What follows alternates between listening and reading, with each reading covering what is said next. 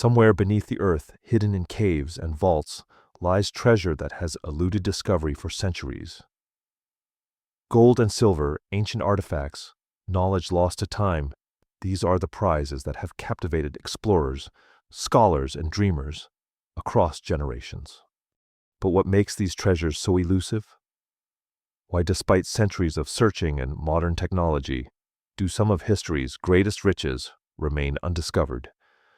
Tonight we explore 14 legendary treasures that continue to puzzle researchers and inspire wonder. Over the next 2.5 hours, we'll journey through time and across continents, examining mysteries that blend documented history with persistent legend. Some of these treasures are real objects that genuinely existed: the Amber Room, the Ark of the Covenant, the Library of Alexandria. Others are legendary, their existence debated by scholars and historians. What unites them is their power to captivate human imagination. They represent not just material wealth, but lost knowledge, cultural heritage, and the enduring human fascination with what remains hidden. Our exploration is built on historical research, archaeological investigation, and scholarly debate. We'll examine what experts have discovered, what evidence suggests, and what remains genuinely uncertain. We'll meet the explorers and researchers who dedicated their lives to these mysteries. We'll consider multiple perspectives, acknowledging both what we know with confidence and what continues to puzzle us. This is not a program of sensational claims or unfounded speculation, but rather a thoughtful examination of some of history's most intriguing, unsolved mysteries. The journey unfolds through distinct chapters, each exploring a different treasure and the questions surrounding it. We'll begin with the wealth of the Knights Templar and trace what happened to their fortune. We'll examine sacred objects like the Ark of the Covenant and the Holy Lance, exploring how faith and history intersect. We'll investigate modern treasures like the Amber Room lost during World War II and Yamashita's gold allegedly buried in the Philippines. We'll consider legendary cities like El Dorado and Atlantis, examining what historical truth might lie beneath the myth. And we'll encounter mysteries that resist solution: encrypted documents, undeciphered manuscripts, and treasures that guard their secrets carefully. Throughout this exploration, you'll notice something remarkable. The greatest treasures are often those we cannot fully verify. Their mystery is part of their power. Whether a treasure is ultimately discovered or remains hidden, the search itself reveals something profound about human nature. Our desire to understand the past, our fascination with hidden knowledge, and our hope that somewhere, something precious awaits discovery. So settle in, get comfortable, and let's begin this journey together. We have much to explore. The Templar question: wealth beyond measure. In 1307, on a date that would become synonymous with misfortune, something extraordinary happened across France. On what we now call Friday the 13th, thousands of armed men moved simultaneously through the night. They carried arrest warrants, torches, and chains. Their targets were members of an organization so powerful, so wealthy, that kings owed them money. By dawn, the Knights Templar, one of history's most formidable military and financial institutions, had been dismantled. But the real mystery wasn't their arrest. It was what happened to their treasure. To understand the Templars' wealth, we need to step back nearly 2 centuries to the aftermath of the First Crusade. In 1095, Pope Urban II called for Christian warriors to reclaim the Holy Land from Muslim control. Thousands responded. The journey was treacherous, thousands of miles across hostile territory, through deserts and mountains, facing bandits, disease, and combat. Pilgrims who survived the journey arrived in Jerusalem exhausted and vulnerable. They needed protection. In 1119, a French knight named Hugues de Payens and 8 companions formed a military order specifically to guard pilgrims traveling the roads to the Holy Land. They called themselves the Poor Fellow Soldiers of Christ and of the Temple of Solomon. History would know them as the Knights Templar. The order grew with remarkable speed. Within decades, they had established commanderies, fortified compounds across Europe and the Middle East. They weren't merely soldiers, they were administrators, diplomats, and eventually financiers. Pilgrims traveling to Jerusalem faced a genuine problem. Carrying gold and silver across thousands of miles invited robbery and death. The Templars offered a solution. A pilgrim could deposit funds at a Templar house in Europe, receive a letter of credit, and withdraw equivalent funds at a Templar commandery in Jerusalem. This system, revolutionary for its time, made the Templars the medieval world's first international bankers. By the 13th century, their financial power was staggering. They managed royal treasuries. Kings borrowed from them. The Templars owned vast estates, farms, mills, vineyards, forests across England, France, Spain, and the Holy Land. They commanded armies. They answered to no one but the Pope. Their wealth rivaled that of kingdoms. A contemporary chronicler noted that a Templar knight owned more than many nobles. The order's accumulated treasure was almost incomprehensible to ordinary people. Then came King Philip of France. Intelligent, ambitious, and perpetually short of money, Philip looked at the Templars' wealth with desire. He owed them substantial sums. He also feared their power. In 1307, he made his move. On Friday, October the 13th, a date that would inspire superstition for centuries, Philip's soldiers arrested Templars throughout France. The charges were extraordinary: heresy, idol worship, spitting on the cross, engaging in sorcery. Under torture, some Templars confessed to mysterious rituals and secret knowledge. Others maintained their innocence. The confessions were likely extracted through brutality rather than reflecting actual practices, but they served Philip's purposes. Within weeks, the order was in chaos. Pope Clement V, politically weak and dependent on Philip's support, reluctantly authorized the arrests. By 1312, the Council of Vienne officially dissolved the Knights Templar. Their properties were seized, ostensibly transferred to another military order, the Knights Hospitaliers, though much of the wealth found its way into royal treasuries. The organization that had dominated medieval Europe for nearly 2 centuries ceased to exist. But here's where the mystery deepens. What happened to all the Templar treasure? Historical records show that not all of it was captured. Some Templar fleets disappeared from French ports in 1307, their destination unknown. Some Templar leaders escaped arrest. Some treasure was moved before the arrests occurred. The question that has fascinated historians for 7 centuries is this: where did it go? Several theories have emerged. The most straightforward explanation is that the treasure was simply dispersed. Some was seized by Philip and used to pay his debts. Some was transferred to the Hospitallers. Some was distributed among European nobility who had connections to the order. Some was absorbed by the Church. This explanation is supported by documentary evidence and is accepted by most mainstream historians. The treasure wasn't hidden, it was redistributed among the powerful. But other theories persist. Some scholars propose that Templar leaders, anticipating Philip's move, moved their treasure to safety before the arrests. One compelling theory suggests that Templar ships sailed to Scotland, where King Robert the Bruce, excommunicated and isolated from Rome, might have welcomed them. Scotland had strategic reasons to harbor the Templars. They brought military expertise during a period of Scottish independence struggles. The Battle of Bannockburn, where Scottish forces defeated a much larger English army, occurred just 7 years after the Templar persecution began. Some contemporary accounts mention unknown knights fighting alongside Scottish forces, though this remains debated among scholars. Another theory proposes that Templar treasure reached Portugal, where the order had significant holdings, and where the Portuguese king was sympathetic to their plight. A third, more speculative theory suggests that some Templar ships crossed the Atlantic, carrying treasure to the New World. This theory relies on circumstantial evidence and symbolic interpretations rather than documentary proof, and most scholars view it with skepticism. Archaeological investigations have yielded intriguing but inconclusive findings.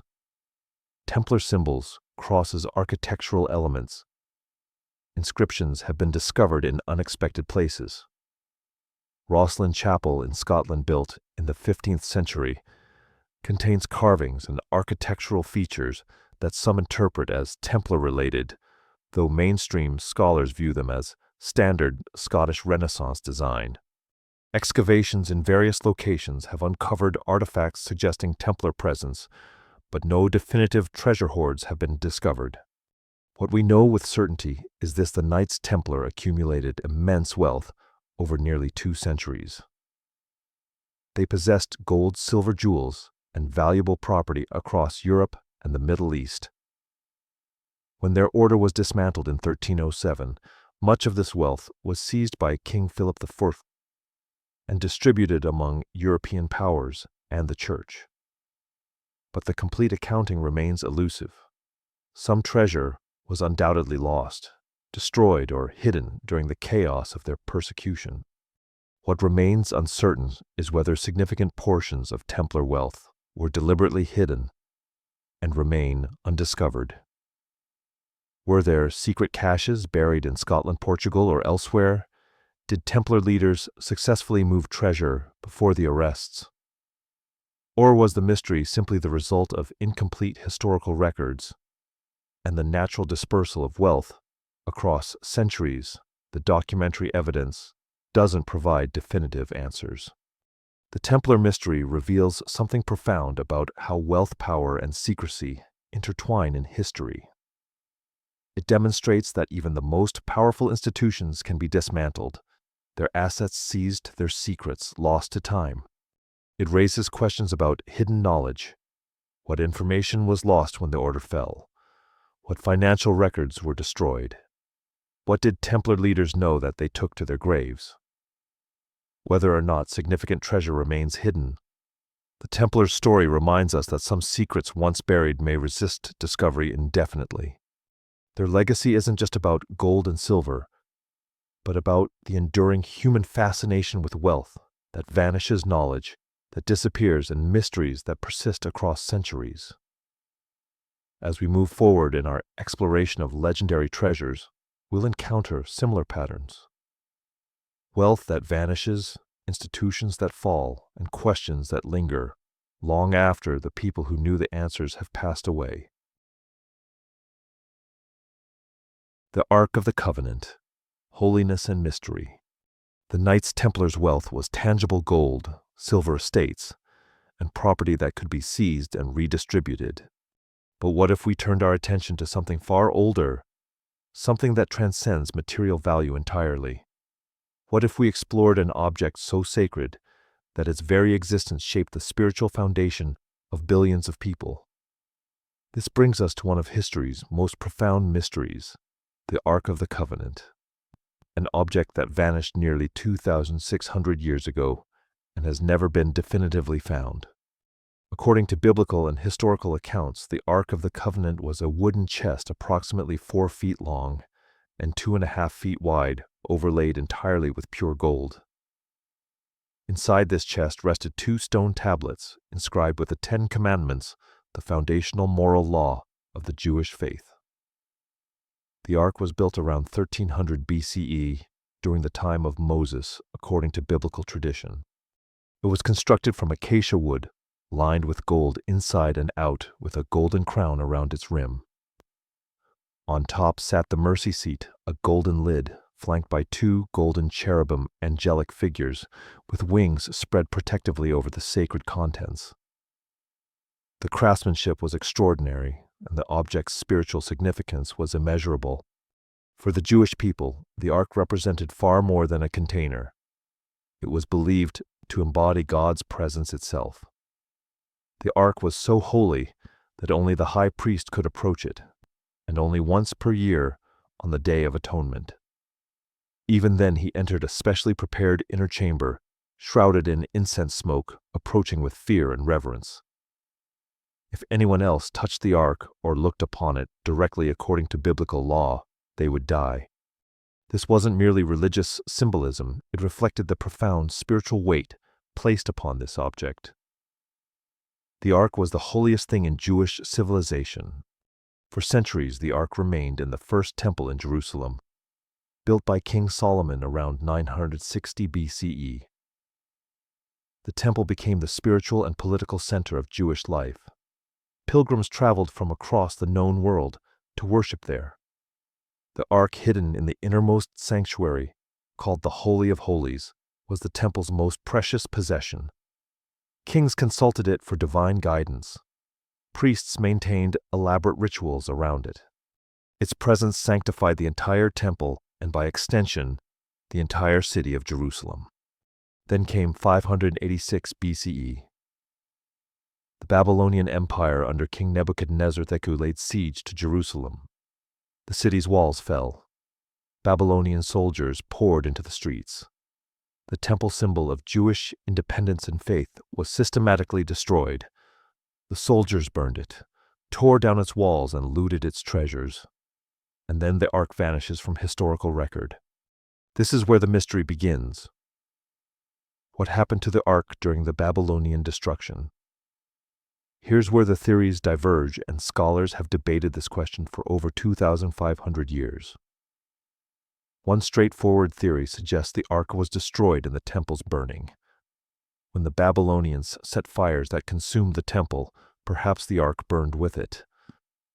This theory is supported by the fact that the ark is never mentioned again in historical records after 586 BCE. No Babylonian records describe capturing it. No subsequent temple inventory lists it.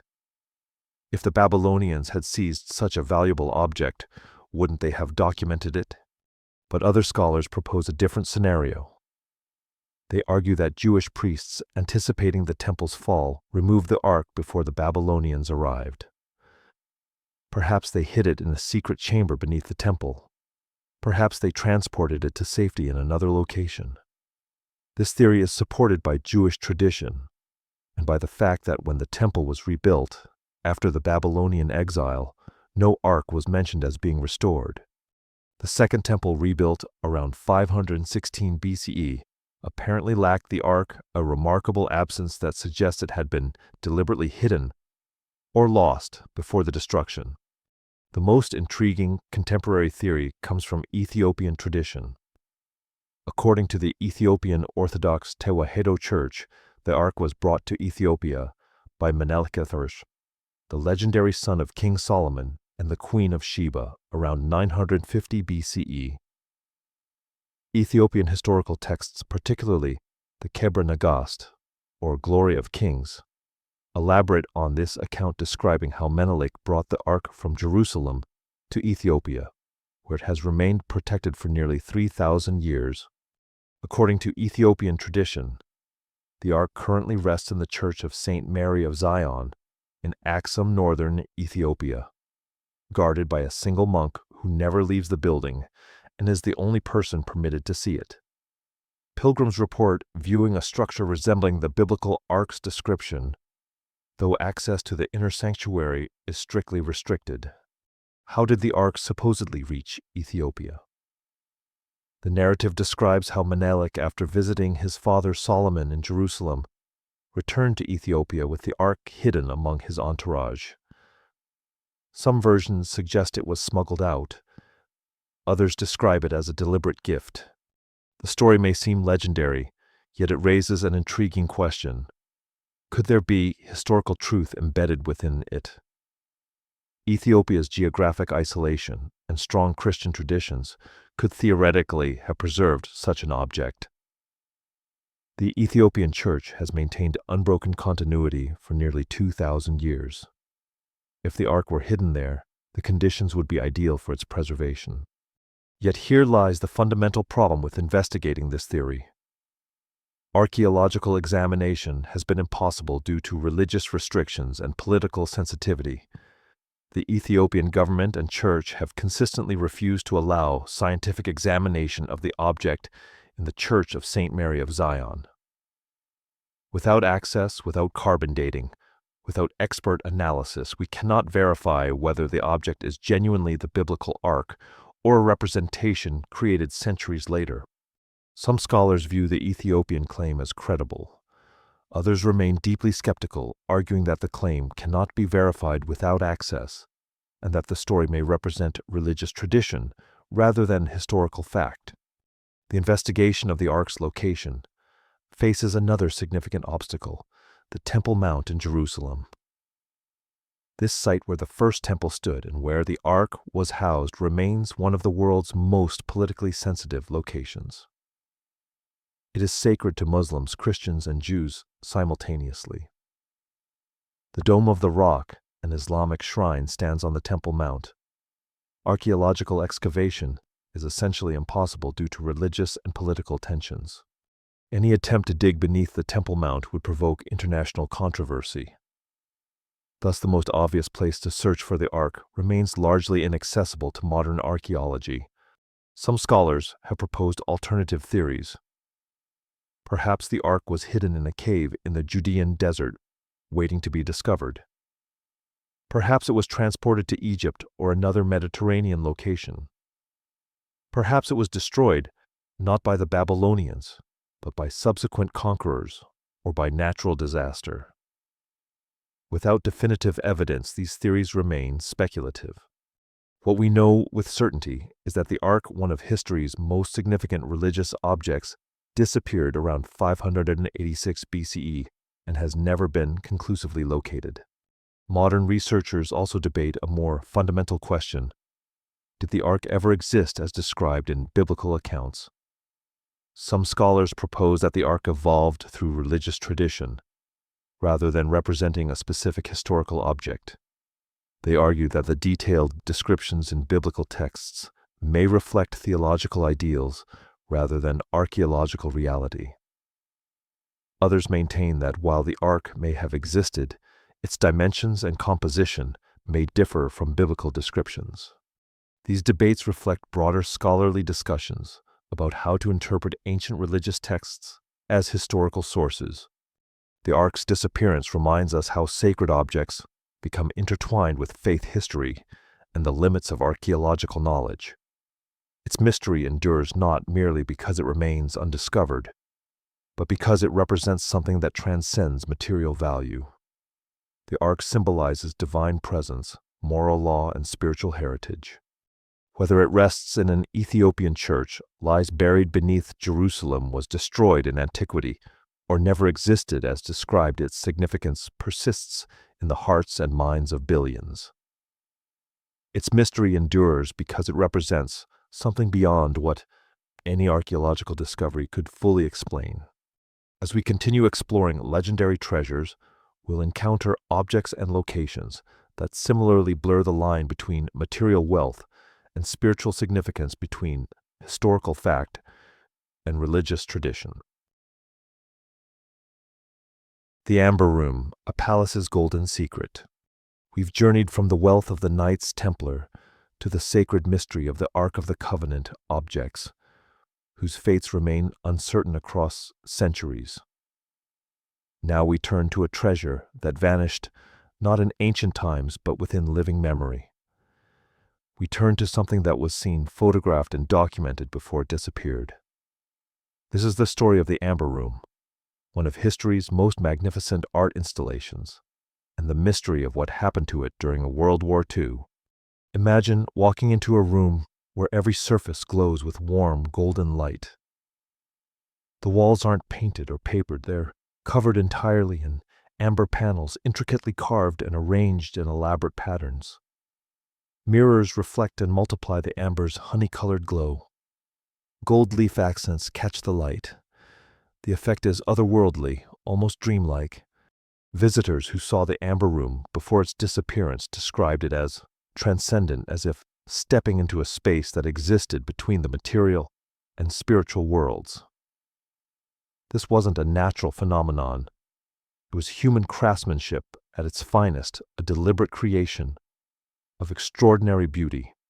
The story begins in 1701 when the Prussian king Friedrich Wilhelm III commissioned the room's creation. He envisioned something unprecedented, a chamber decorated entirely with amber, the fossilized resin that had captivated Europeans for centuries. Amber was precious rare and difficult to work with. It required master craftsmen who understood its properties, how it could be carved, polished, and arranged without cracking or losing its luminous quality. Friedrich Wilhelm I hired the finest amber workers available primarily from the Baltic region, where amber was harvested from the sea and ancient deposits. The project took 10 years to complete. 10 years of meticulous work of carving over 100,000 individual pieces of amber, each one fitted precisely into place. The room measured approximately 26 feet long, 16 feet wide, and 10 feet high. The walls were covered with amber panels, some carved with intricate designs, others polished, smooth to showcase the amber's natural beauty. Between the amber panels were mirrors and gold leaf decorations that amplified the light. Approximately 11 tons of amber were used in total, an almost incomprehensible amount of this precious material assembled in a single space. When the amber room was finally completed in 1711, it was immediately recognized as a masterpiece.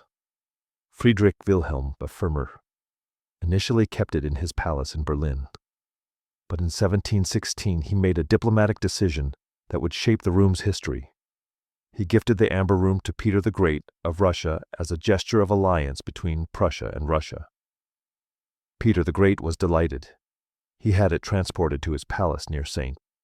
Petersburg, the Catherine Palace, where it was installed in a specially prepared chamber. For the next 2 centuries, the amber room remained there, becoming one of the most celebrated artistic treasures in Russia. Visitors traveled from across Europe to see it. Artists sketched it. Photographers documented it. The room became legendary, not just among the Russian nobility, but throughout the cultured world. It represented the pinnacle of 18th century craftsmanship and artistic vision. The amber room was more than decoration. It was a statement about human creativity, about the possibility of transforming natural materials into something transcendent. For 230 years, it remained in the Catherine Palace, a symbol of Russian cultural heritage and artistic achievement. Then came 1941. Nazi Germany invaded the Soviet Union in Operation Barbarossa, one of history's largest military campaigns. German forces advanced rapidly, pushing toward Leningrad. As the front lines approached St. Petersburg, Soviet officials faced an impossible decision: how to protect the amber room. The room was too large to move quickly. Its panels were fragile. Moving it risked destroying it. Some accounts suggest Soviet officials attempted to hide it by covering the walls with wallpaper, hoping German soldiers wouldn't recognize it. Other accounts suggest they simply didn't have time.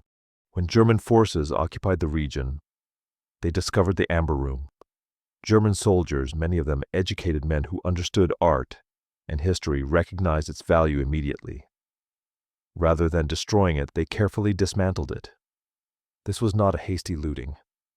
German officers, under orders from Nazi leadership, systematically removed the amber panels, packed them into wooden crates, and prepared them for transport. The work took several weeks. Approximately 11 tons of amber panels were carefully crated and loaded onto trucks. The destination was uncertain. Some sources suggest they were intended for a museum in Berlin. Others suggest they were destined for Adolf Hitler's planned Führer Museum in Linz, Austria. What happened next remains one of World War II's greatest mysteries. The amber crates were transported westward as German forces retreated before the advancing Soviet army. The trail becomes unclear. Some historians believe the crates were destroyed in the bombing of Königsberg in 1945 when Allied aircraft heavily damaged the East Prussian city, where the amber may have been stored. Others suggest the crates were hidden in a German bunker, perhaps in the mountains of Bavaria or Austria, waiting to be recovered after the war. Still others propose the crates were lost at sea, perhaps sunk during transport or deliberately dumped to prevent their capture. In the decades following the war, numerous expeditions searched for the amber room. Researchers examined German military records, interviewed elderly soldiers who might have knowledge of its fate, and explored potential hiding sites. Ground-penetrating radar scanned suspected locations. Metal detectors swept through ruins. Private collectors were investigated. International organizations appealed for information. Yet despite all these efforts, no definitive evidence of the Amber Room's location emerged. It had vanished as completely as if it had never existed. The mystery deepened because the Amber Room had been so thoroughly documented before its disappearance. Photographs existed. Detailed descriptions had been published. Architects had drawn plans. This wasn't a legendary object known only through ancient texts. It was a modern treasure seen by thousands, recorded in detail. Yet this documentation couldn't help locate it. The photographs and descriptions only emphasized what was lost. In 1979, the Soviet government made a remarkable decision. Rather than continuing to search for the original Soviet craftsman, began reconstructing the Amber Room from scratch. Using historical photographs, surviving amber pieces, and the knowledge of master craftsmen, they began the painstaking process of recreating what had been lost. The project took 24 years. It wasn't completed until 2003. The reconstructed room was installed in the Catherine Palace, which had itself been rebuilt after suffering extensive damage during World War II. Today, visitors can see the reconstructed Amber Room, a remarkable achievement of restoration and craftsmanship. Yet it remains a reconstruction, not the original. The original Amber Room's fate illustrates something profound about how war scatters irreplaceable cultural treasures. It demonstrates that even well-documented, thoroughly photographed objects can vanish completely. It raises questions about what other treasures were lost during World War II: artworks, manuscripts, sculptures, architectural elements that we may never recover. The Amber Room's loss reminds us that some beauty, once destroyed or lost, can only be remembered or painstakingly recreated. The reconstruction is magnificent, but it's not the same as the original. There's something irreplaceable about an object that has survived centuries, that has been touched by the hands of its original creators, that carries the weight of history. That original Amber Room, whether destroyed in bombing raids, hidden in a bunker, or lost at sea, represents a permanent loss to human cultural heritage. As we continue exploring legendary treasures, we'll encounter other objects lost to wartime and circumstance, each one a reminder of what can be taken from us and what we might never recover. Yamashita's gold treasure of occupation.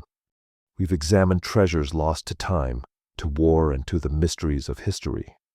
But what if we turned our attention to a treasure that may still exist, hidden not centuries ago, but within the living memory of people still alive today? What if we explored a legend that combines documented historical looting with modern treasure hunting, creating one of the 20th century's most persistent mysteries? This brings us to the story of Yamashita's gold, a treasure allegedly buried across the Philippines during World War II. To understand this mystery, we must first understand the context of Japanese expansion during World War II. Between 1937 and 1942, Japan conquered vast territories across Asia and the Pacific. The Japanese military occupied China, Korea, Manchuria, and much of Southeast Asia, including the Philippines, Malaysia, Indonesia, and Thailand. As Japanese forces advanced, they systematically extracted wealth from occupied territories. Gold, silver, jewels, precious artwork, and cultural treasures were collected, cataloged, and transported back to Japan or to strategic military locations. This wasn't random looting, it was organized, systematic, and massive in scale. Historians estimate that Japan extracted billions of dollars worth of treasure from occupied territories, though the exact figure remains debated. In the Philippines specifically, Japanese forces under the command of General Tomoyuki Yamashita faced a particular challenge. The war was turning against Japan. American forces were advancing across the Pacific. The Philippines, occupied by Japan since 1942, would eventually become a battleground. Japanese military leaders recognized that their hold on the territory was becoming precarious. They needed to secure their accumulated wealth. According to post-war accounts, a secret operation was organized to hide this treasure in the Philippine Islands. The operation became known as Project Golden Lily, though this name appears primarily in post-war accounts rather than in contemporary Japanese military records. The alleged operation was extraordinary in scope. According to various accounts, thousands of workers, soldiers, prisoners, and forced laborers were involved in digging elaborate tunnel systems across the Philippines. Gold bars, silver ingots, jewels, and artwork were transported to these locations and buried deep underground. The tunnels were supposedly engineered with sophistication, featuring ventilation systems, drainage, and elaborate security measures. Some accounts describe tunnels extending for miles with multiple chambers and false passages designed to confuse anyone attempting to locate the treasure. The operation supposedly took months, involving enormous resources and coordination. General Tomoyuki Yamashita, who commanded Japanese forces in the Philippines from 1944 until Japan's surrender in 1945, allegedly oversaw this operation. Yamashita was a respected military commander, known for his strategic abilities and his relative restraint compared to other Japanese officers. After Japan's surrender in August 1945, Yamashita was captured by American forces. He was tried for war crimes, convicted, and executed in February 1946. Before his execution, according to various accounts, Yamashita allegedly left behind cryptic maps, clues, and information about treasure locations. Some sources claim he provided this information to trusted associates. Others suggest the information was discovered after his death. Here's where the mystery deepens and becomes more complex. In the decades following the war, treasure hunters, adventurers, and entrepreneurs began searching the Philippine Islands for Yamashita's gold. Some claim to have found evidence of the treasure. Excavations were conducted at various sites across the Philippines. Some digs yielded artifacts, Japanese military equipment coins, and small quantities of precious metals. These discoveries lent credibility to the broader narrative. If small amounts of treasure could be found, perhaps larger caches existed. The Philippine government investigated numerous sites. Some excavations were conducted with official permission. Others were unauthorized. One particularly famous case involved a treasure hunter named Rogelio Roxas, who in 1971 claimed to have discovered a large cache of gold bars in the Philippines. According to Roxas's account, he found a Japanese soldier's skeleton, a golden Buddha statue, and numerous gold bars in an underground chamber. Roxas attempted to remove the treasure, but was arrested by Philippine authorities. The gold was allegedly confiscated. Roxas later sued in American courts, claiming the treasure had been stolen from him. The case became a legal saga that lasted decades, raising questions about the treasure's authenticity and ownership. The case was eventually dismissed, but it demonstrated how Yamashita's gold had captured public imagination. The evidence for Yamashita's gold is genuinely intriguing. Declassified American military documents from the post-war period contain references to Japanese treasure operations in the Philippines.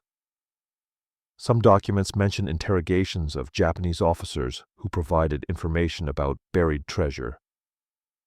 Other documents reference American military personnel searching for treasure in the immediate post-war period. These documents don't prove the treasure exists, but they demonstrate that American military officials took the possibility seriously enough to investigate. However, historians debate the scale and authenticity of the operation. Some scholars argue that the treasure was exaggerated in post-war accounts. They point out that, while Japan certainly looted wealth from occupied territories, the specific claims about Yamashita's gold may reflect post-war mythology rather than historical fact. Other historians suggest that much of the treasure was recovered by Allied forces immediately after the war or was spent by Japanese officers during the occupation. Still others propose that significant portions of the treasure were indeed buried, but have already been discovered and quietly removed by private collectors or government agencies. The challenge with investigating Yamashita's gold is that the evidence is fragmentary and often anecdotal. We have post-war accounts from treasure hunters, some declassified documents, a few small discoveries of artifacts and precious metals, and numerous legends. But we lack definitive proof. No major treasure cache has been discovered and authenticated by international experts. The Philippine government has investigated numerous sites without finding conclusive evidence. Metal detector sweeps and ground-penetrating radar have revealed anomalies, but these could represent natural geological features rather than buried treasure. What we know with certainty is this: Japan looted enormous wealth from occupied territories during World War II. Billions of dollars worth of treasure was extracted from China, the Philippines, and other occupied regions. Some of this wealth was transported back to Japan. Some was spent, some was lost. The question that remains unresolved is whether significant portions of this treasure were deliberately buried in the Philippines, and whether those caches still exist today. What remains disputed is the scale of Yamashita's operation, the exact locations of alleged burial sites, and whether the treasure has already been recovered or destroyed. The legend of Yamashita's gold represents treasure, hidden not by ancient civilizations but by modern warfare and military occupation. It raises profound questions about how much historical wealth remains buried beneath the earth, waiting to be discovered. It also raises questions about whether some secrets died with those who buried them, whether Yamashita and other Japanese officers took crucial information to their graves, leaving future generations with only fragments and speculation. As we continue exploring legendary treasures, we'll encounter other mysteries where modern documentation exists alongside persistent uncertainty, where we have enough evidence to believe something might be true, but not enough to prove it conclusively. Oak Island's money pit, centuries of searching. Yamashita's gold represents a treasure whose legend persists because of fragmentary evidence and tantalizing possibilities. But what if we explored a mystery that has captivated not just treasure hunters, but entire communities across generations? What if we examined a place where the search itself has become as significant as the treasure being sought? This brings us to Oak Island, a small island off the coast of Nova Scotia, and its famous money pit, a mystery that has endured for over 2 centuries. Oak Island is unremarkable at first glance. It lies in Mahone Bay, about 2 miles from the mainland. The island is roughly 140 acres, covered with forest and rocky terrain. There are no permanent residents, yet this small, quiet place has become the focus of one of North America's most persistent treasure hunts. The story begins in 1795, when 3 young men, Daniel McGinnis, John Smith, and Anthony Vaughan, were exploring the island. They discovered something unusual, a circular depression in the ground approximately 13 feet in diameter. Around this depression were marks suggesting previous digging. Local legend spoke of pirate treasure buried on the island. The 3 young men decided to excavate. What they found encouraged them to continue. As they dug deeper, they encountered layers of carefully arranged materials. At approximately 10 feet down, they found a layer of flat stones. Below that was a layer of wood. Further down, they discovered coconut fiber, a material not native to Nova Scotia, suggesting it had been deliberately transported to the island. These layers appeared at regular intervals, suggesting intentional construction rather than natural occurrence. The young men were convinced they had discovered something significant. Word spread through the local community. The search for treasure on Oak Island had begun. Over the following decades, numerous expeditions attempted to excavate the money pit. Each generation brought new tools, new theories, and renewed determination. Early diggers reported finding stone tablets with mysterious symbols carved into them. Some claim to have discovered metal crosses and artifacts suggesting either pirate activity or earlier European settlement. The pit seemed to deepen mysteriously. Whenever diggers reached a certain depth, water would flood the excavation, as if engineered drainage systems were deliberately designed to prevent access to deeper levels. This phenomenon was particularly intriguing.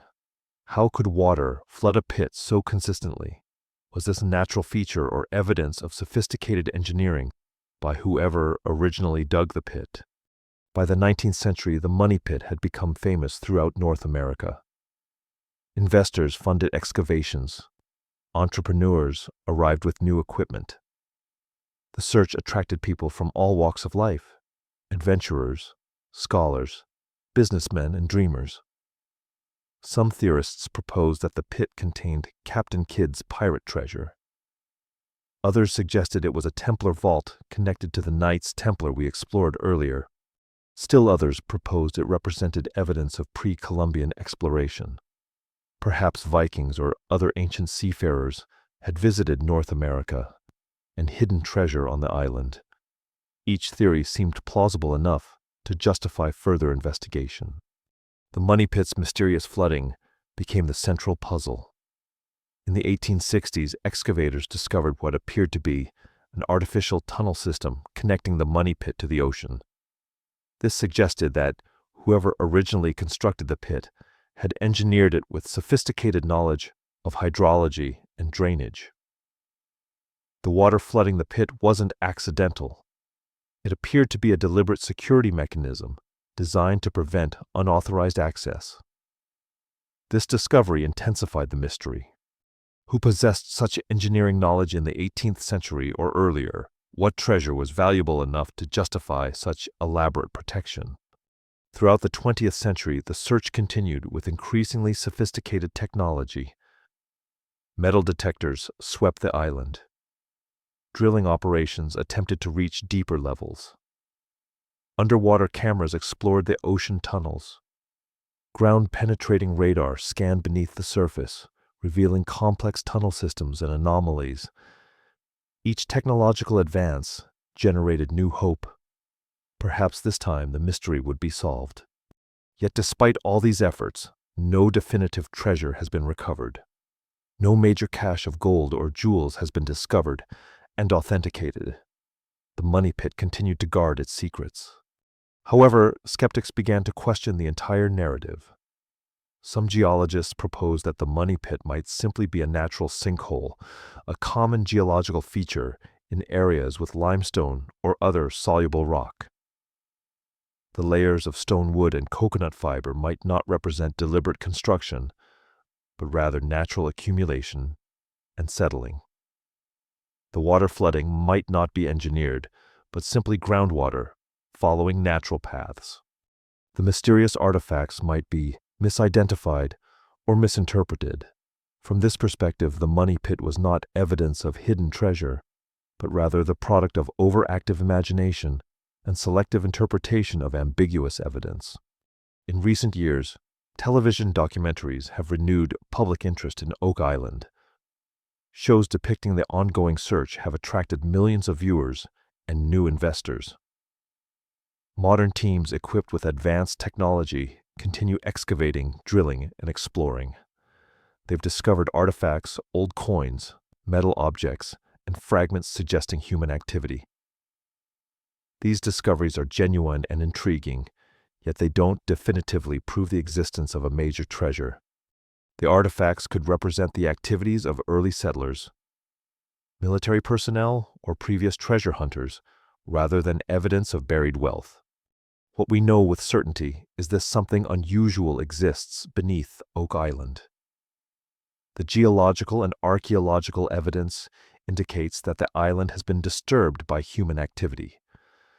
The layers of materials, the water management systems, and the artifacts all suggest intentional construction. Whether this construction represents a treasure vault, a military fortification, a natural phenomenon misinterpreted as artificial or something else entirely, remains unknown. What remains unknown is the origin, purpose, and contents of the money pit. We don't know who constructed it, or when. We don't know whether it ever contained treasure, or whether any treasure remains. We don't know whether the artifacts discovered represent genuine historical evidence, or the accumulated debris of centuries of searching. Oak Island demonstrates how mystery becomes self-perpetuating. Each generation brings new technology and renewed hope. Each new discovery seems to confirm that something significant lies beneath the surface. Yet the island guards its secrets carefully, suggesting that some treasures may resist discovery indefinitely, or perhaps that the greatest treasure on Oak Island is the mystery itself. As we continue our exploration of legendary treasures, we'll encounter other locations where the search has become as important as the discovery, where the possibility of treasure matters more than its actual existence. El Dorado, the city of gold that never was. Oak Island teaches us that mystery can persist when evidence remains ambiguous and interpretations remain contested. But what if we explored a legend that was never based on solid evidence at all? What if we examined a treasure that existed primarily in the imagination, yet captivated explorers and shaped history through its very impossibility? This brings us to El Dorado, perhaps the most famous lost city in human history, and the remarkable story of how desire transformed myth into obsession. The story begins in the 16th century when Spanish conquistadors were at the height of their power in the Americas. They had conquered the Aztec Empire in Mexico and the Inca Empire in Peru, acquiring vast quantities of gold and silver. These conquests had made Spain wealthy beyond measure and had demonstrated that legendary riches could indeed be found in the New World. Spanish explorers, intoxicated by success and driven by the prospect of even greater wealth, began hearing indigenous stories about a fabulously wealthy city hidden somewhere in the South American jungle. The city had no fixed name initially, but it became known as El Dorado, Spanish for the Golden One. The legend evolved and transformed as it passed from one explorer to another, from one generation to the next. Sometimes El Dorado was described as a city of unimaginable wealth, with buildings covered in gold and streets paved with precious metals. Sometimes it was described as a kingdom ruled by an extraordinarily rich monarch. Sometimes it was described as a single ruler, the Golden One, who covered himself entirely in gold dust during sacred ceremonies. Each version of the legend was slightly different, yet all shared the same essential element: extraordinary wealth hidden somewhere in the unexplored wilderness of South America. The actual origin of the El Dorado legend appears to have been a Muisca ritual in present-day Colombia. The Muisca were an indigenous people who inhabited the highlands of the Andes. According to their traditions, when a new leader was chosen, he would be covered entirely in gold dust as part of a coronation ceremony. He would then be taken to a sacred lake, Lake Guatavita, where he would wade into the water, washing away the gold as an offering to the gods. This ritual, which had genuine cultural and spiritual significance to the Muisca people, became the seed from which the El Dorado legend grew. Spanish conquistadors, hearing accounts of this ritual and not fully understanding its spiritual nature, interpreted it as evidence of a wealthy civilization. Their imaginations transformed a religious ceremony into a legend of hidden treasure. As the legend spread, it captured the imagination of explorers throughout Europe and the Americas. Spanish conquistadors, Portuguese adventurers, English privateers, and French explorers all became convinced that El Dorado existed somewhere in the vast, unexplored territories of South America. The jungle seemed like the perfect hiding place for such a city. It was vast, impenetrable, and largely unmapped. Anything could be hidden there. The legend offered the tantalizing possibility that another Aztec Empire or Inca Empire might exist waiting to be discovered and conquered. In the 1590s and early 1600s, the English explorer Sir Walter Raleigh became obsessed with finding El Dorado. Raleigh was a privateer courtier and adventurer who had already achieved considerable fame and notoriety. He was convinced that El Dorado lay in the Orinoco region of South America, in what is now Venezuela. Raleigh led 2 major expeditions into the Orinoco in 1595 and again in 1617. He invested enormous resources in these ventures. He recruited soldiers, sailors, and indigenous guides. He organized supply lines and planned routes through uncharted territory. Raleigh was absolutely certain that he would find El Dorado and return to England with wealth and glory. What happened instead was tragedy. Thousands of men died during these expeditions from tropical diseases, starvation, hostile encounters with indigenous peoples, and the sheer brutality of jungle exploration. Raleigh himself returned from his expeditions empty-handed. He had found no city of gold, no treasure, no evidence of El Dorado's existence. Yet Raleigh remained convinced that the city existed. He believed that he had simply searched in the wrong location or hadn't penetrated far enough into the jungle. His obsession with El Dorado ultimately contributed to his downfall. After his final expedition, Raleigh was arrested and executed by King James III of England, partly because his expedition had violated Spanish territorial claims, and partly because he had failed to deliver the promised wealth. Over the following centuries, explorers continued searching for El Dorado. Expeditions were launched from Colombia, Brazil, Peru, and Ecuador. Explorers searched everywhere, from the Amazon basin to the Andes Mountains. Some expeditions discovered real indigenous settlements and artifacts evidence of sophisticated pre-Columbian civilizations. But nothing matched El Dorado's legendary magnificence. No city of gold was found. No treasure comparable to the Aztec or Inca hoards was discovered. The jungle kept its secrets, and El Dorado remained elusive. Modern scholars have come to recognize that El Dorado was likely a conflation of indigenous mythology, Spanish imagination, and the genuine wealth of real civilizations. The legend wasn't based on a single historical fact, but rather on a misunderstanding of indigenous rituals combined with the conquistadors' desperate desire to find another source of vast wealth. Archaeological evidence suggests that the Amazon basin and surrounding regions did contain sophisticated societies with significant wealth and complex social structures, but nothing in the archaeological record suggests the existence of a single city matching El Dorado's legendary description. What we know with certainty is this indigenous cultures in South America possessed significant wealth and developed sophisticated societies. The Muisca, the Chibcha, and other groups created complex civilizations with impressive architecture, art, and social organization. Some of these civilizations did possess quantities of gold and other precious materials. The Spanish conquistadors did acquire enormous wealth from their conquests in the Americas. Real treasures existed. What remains unproven is whether any single city matched El Dorado's legendary magnificence. Archaeological investigations have found no evidence of a hidden city of gold waiting to be discovered in the South American jungle.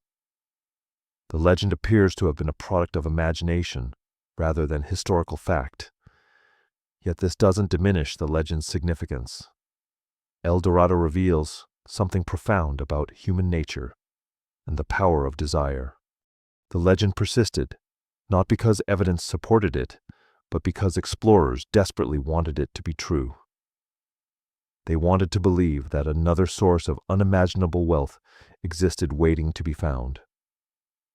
They wanted to replicate the success of the conquistadors who had conquered the Aztecs and Incas. Their desire shaped their perception. They saw evidence of El Dorado in every indigenous account, every artifact, every unexplored region.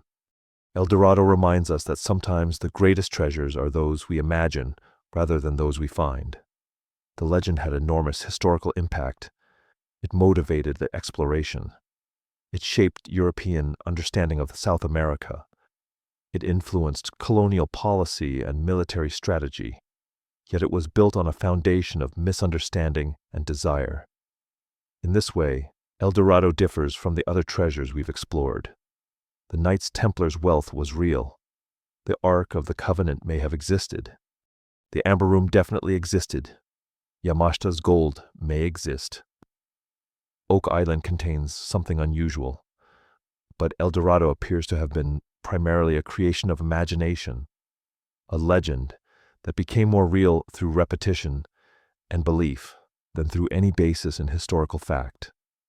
As we continue our exploration of legendary treasures, we'll encounter other mysteries, where imagination and reality blur, where the search for treasure reveals as much about human nature as it does about history. The Knights Templar's Scottish Refuge. El Dorado reminds us that imagination can shape history as powerfully as documented fact. But what if we return to a mystery we explored earlier, the Knights Templar, and examined a specific theory about where their treasure might have gone? What if we investigated a compelling historical possibility that bridges the gap between documented evidence and intriguing speculation? This brings us to the theory that fleeing Templars found sanctuary in Scotland, bringing their wealth and secrets with them. We know from our earlier exploration that King Philip III of France orchestrated the downfall of the Knights Templar in 1307. We know that many Templars were arrested, their properties seized, and their order dismantled.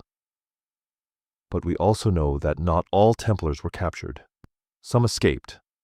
Historical records suggest that a Templar fleet vanished from French ports in 1307, its destination unknown. These ships carried Templar personnel and, according to some accounts, significant quantities of treasure. The question that has fascinated historians for centuries is this: where did these ships sail? One compelling theory proposes that the fleeing Templars sailed to Scotland. The theory is based on several historical factors that made Scotland an attractive refuge. First, Scotland was politically isolated from the rest of Europe. King Robert the Bruce ruled Scotland, and he was in a precarious position. He had been excommunicated by the Pope, making him an outcast in Catholic Europe. The English were attempting to conquer Scotland. Robert the Bruce was fighting for Scottish independence, and he desperately needed military expertise and financial resources. The arrival of the Knights Templar, experienced soldiers with significant wealth, would have been extraordinarily valuable to him. Second, Scotland had strategic reasons to harbor the Templars. The Templars brought military expertise that could strengthen Scottish forces. They brought wealth that could finance military campaigns. They brought organizational skills and administrative knowledge. In return, Scotland offered the Templars sanctuary from papal and royal persecution. It was a mutually beneficial arrangement. The Templars would gain safety. Scotland would gain powerful allies. The timing of events lends credibility to this theory. The Battle of Bannockburn occurred in 1314, just 7 years after the Templar persecution began. In this battle, Scottish forces under Robert the Bruce defeated a much larger English army. The victory was decisive and unexpected. Some historians have noted that contemporary accounts mention unknown knights fighting alongside Scottish forces, though this remains debated among scholars. If Templar knights were present at Bannockburn, their military expertise and experience could have contributed to the Scottish victory. However, mainstream historians are skeptical of this claim, noting that the accounts are vague and that other explanations for the Scottish victory are more convincing. Archaeological investigations in Scotland have uncovered evidence that intrigues Templar researchers. Templar symbols, crosses, architectural elements. Inscriptions have been discovered in churches and on stones, particularly in the Lothian region and around Rosslyn Chapel. These discoveries suggest that Templars may have had a presence in Scotland.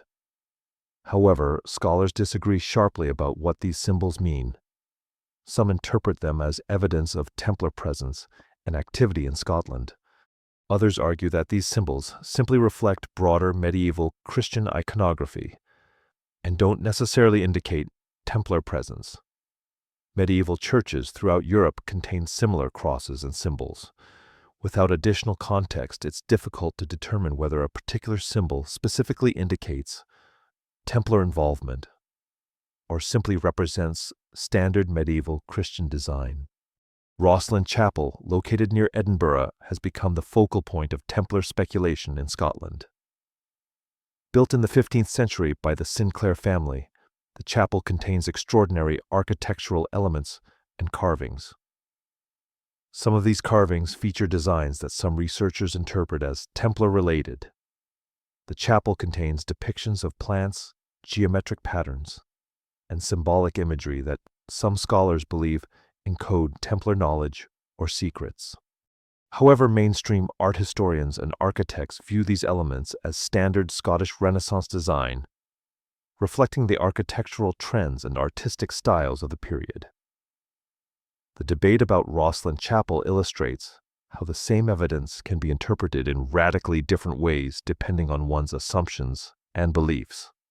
The Scottish Templar theory also proposes that Templar treasure was hidden in Scotland, perhaps beneath Rosslyn Chapel or in other locations throughout the country. Treasure hunters and researchers have conducted excavations and investigations at various sites searching for evidence of buried Templar wealth. Some expeditions have claimed to find artifacts or evidence suggesting Templar activity. However, no definitive evidence of Templar treasure has been found in Scotland. No major cache of gold or jewels has been discovered and authenticated by international experts. The searches have yielded interesting artifacts and historical information, but nothing conclusively proving that the Templars brought significant treasure to Scotland. What we know with certainty is that some Knights Templar escaped the persecution of 1307. Their destination remains uncertain. Scotland was theoretically a plausible refuge given the political situation and the potential mutual benefits. Templar symbols do appear in Scottish locations, though their significance is debated. The Battle of Bannockburn was a decisive Scottish victory, though the role of any Templar knights remains speculative. What remains speculative is whether Scotland was actually the Templars' primary refuge, whether they brought substantial treasure with them, and whether that treasure remains hidden somewhere in Scotland.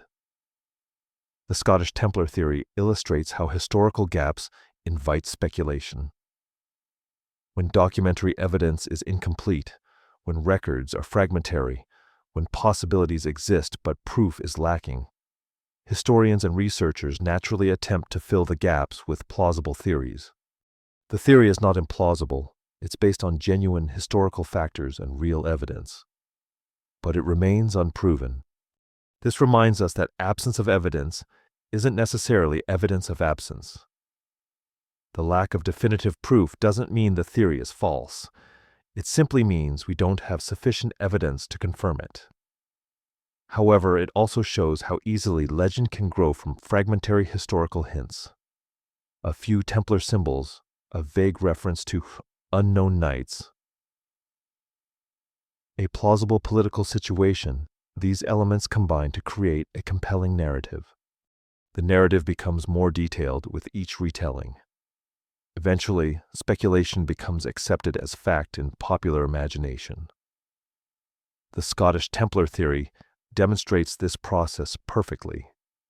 It's based on genuine historical possibilities, yet it has evolved into a legend that far exceeds what the evidence actually supports. As we continue exploring legendary treasures, we'll encounter other mysteries where the line between history and legend becomes increasingly blurred, where plausible theories become popular beliefs, and where the search for truth becomes complicated by our desire to believe in hidden secrets and buried wealth. The Spear of Destiny, weapon or myth. The Scottish Templar theory reminds us that historical gaps invite speculation. and that legend can grow from fragmentary evidence. But what if we explored a mystery that transcends history entirely? An object whose significance lies not in what it is, but in what it represents. What if we examined a relic so sacred that its spiritual meaning has overshadowed questions about its physical authenticity? This brings us to the Holy Lance, also known as the Spear of Destiny, one of Christianity's most revered and contested relics. According to Christian tradition, during the crucifixion of Jesus, a Roman soldier pierced Jesus' side with a spear to verify that he had died. The Gospel of John identifies this soldier as Longinus. Though this name appears nowhere in the biblical text itself, it comes from later Christian tradition. The spear used in this act became known as the Holy Lance, or the Spear of Destiny. In medieval Christian theology, this spear acquired profound spiritual significance. It was believed to possess miraculous powers, the ability to heal the sick, to grant victory in battle, and to confer divine favor on its holder. Legends grew around the spear. Kings sought it. Crusaders searched for it. Warriors believed that possessing it would ensure their triumph. The spear became one of Christianity's most sought relics. Throughout the medieval period, the search for the Holy Lance motivated exploration, warfare, and religious devotion. Crusaders believed that finding the spear would give them divine support in their campaigns to reclaim the Holy Land. Kings and emperors sought it as a symbol of divine favor. The spear represented not merely a historical artifact, but a connection to the divine, a physical link to the most sacred moment in Christian history. Yet here lies a fundamental problem. Multiple institutions claim to possess the authentic Holy Lance. The Vatican houses one in St. Peter's Basilica, acquired in the 14th century. Armenia's Gegard Monastery displays another, claimed to be the original and preserved for nearly 2,000 years. A third rests in Rome's Palazzo Venezia. Additional versions exist in Constantinople, Jerusalem, and other locations. At least 6 major institutions claim to possess the authentic spear. How can multiple authentic versions of the same object exist? The answer lies in medieval relic culture. During the Middle Ages, the veneration of relics was central to Christian practice. Relics, objects associated with saints or sacred events, were believed to possess spiritual power. They attracted pilgrims, generated revenue for churches, and provided spiritual comfort to believers. In this context, the existence of multiple claimed relics of the same object was not unusual. It was common for multiple churches to claim possession of authentic pieces of the true cross, authentic bones of saints, or authentic versions of sacred objects. Each claim was made in good faith, based on historical traditions and documented provenance. Yet logically, only one could be authentic, if any were authentic at all. The proliferation of claimed holy lances reflects this medieval relic culture perfectly. Each institution believed it possessed the authentic spear. Each had historical documentation supporting its claim. Each had traditions and legends explaining how the spear came to be in its possession. Yet they couldn't all be authentic. This multiplication of claimed relics raises a fundamental question. If we can't determine which one is authentic, perhaps none of them are. Historical analysis of the spear's origins reveals significant uncertainties. No contemporary accounts describe the spear's preservation or location immediately after the crucifixion. The earliest documented references to the Holy Lance appear centuries later in medieval texts. There is no historical record of the spear between the 1st century and the medieval period. This gap of over 1,000 years is significant. How did the spear survive? Where was it kept? Who preserved it? These questions have no clear answers. Archaeological examination of the Vatican's spear provides revealing information. Scientific analysis suggests that the spear dates to approximately the 7th century at earliest. This dating is far too late for the object to be the original spear from the crucifixion. If the Vatican spear is authentic to any historical event, it would have been created centuries after the crucifixion. The other claimed spears have similarly uncertain origins and dating. Some scholars propose that the Holy Lance is entirely legendary, a spiritual symbol, rather than a physical object that survived from the 1st century. From this perspective, the spear represents the spiritual reality of Christ's sacrifice, rather than a historical artifact.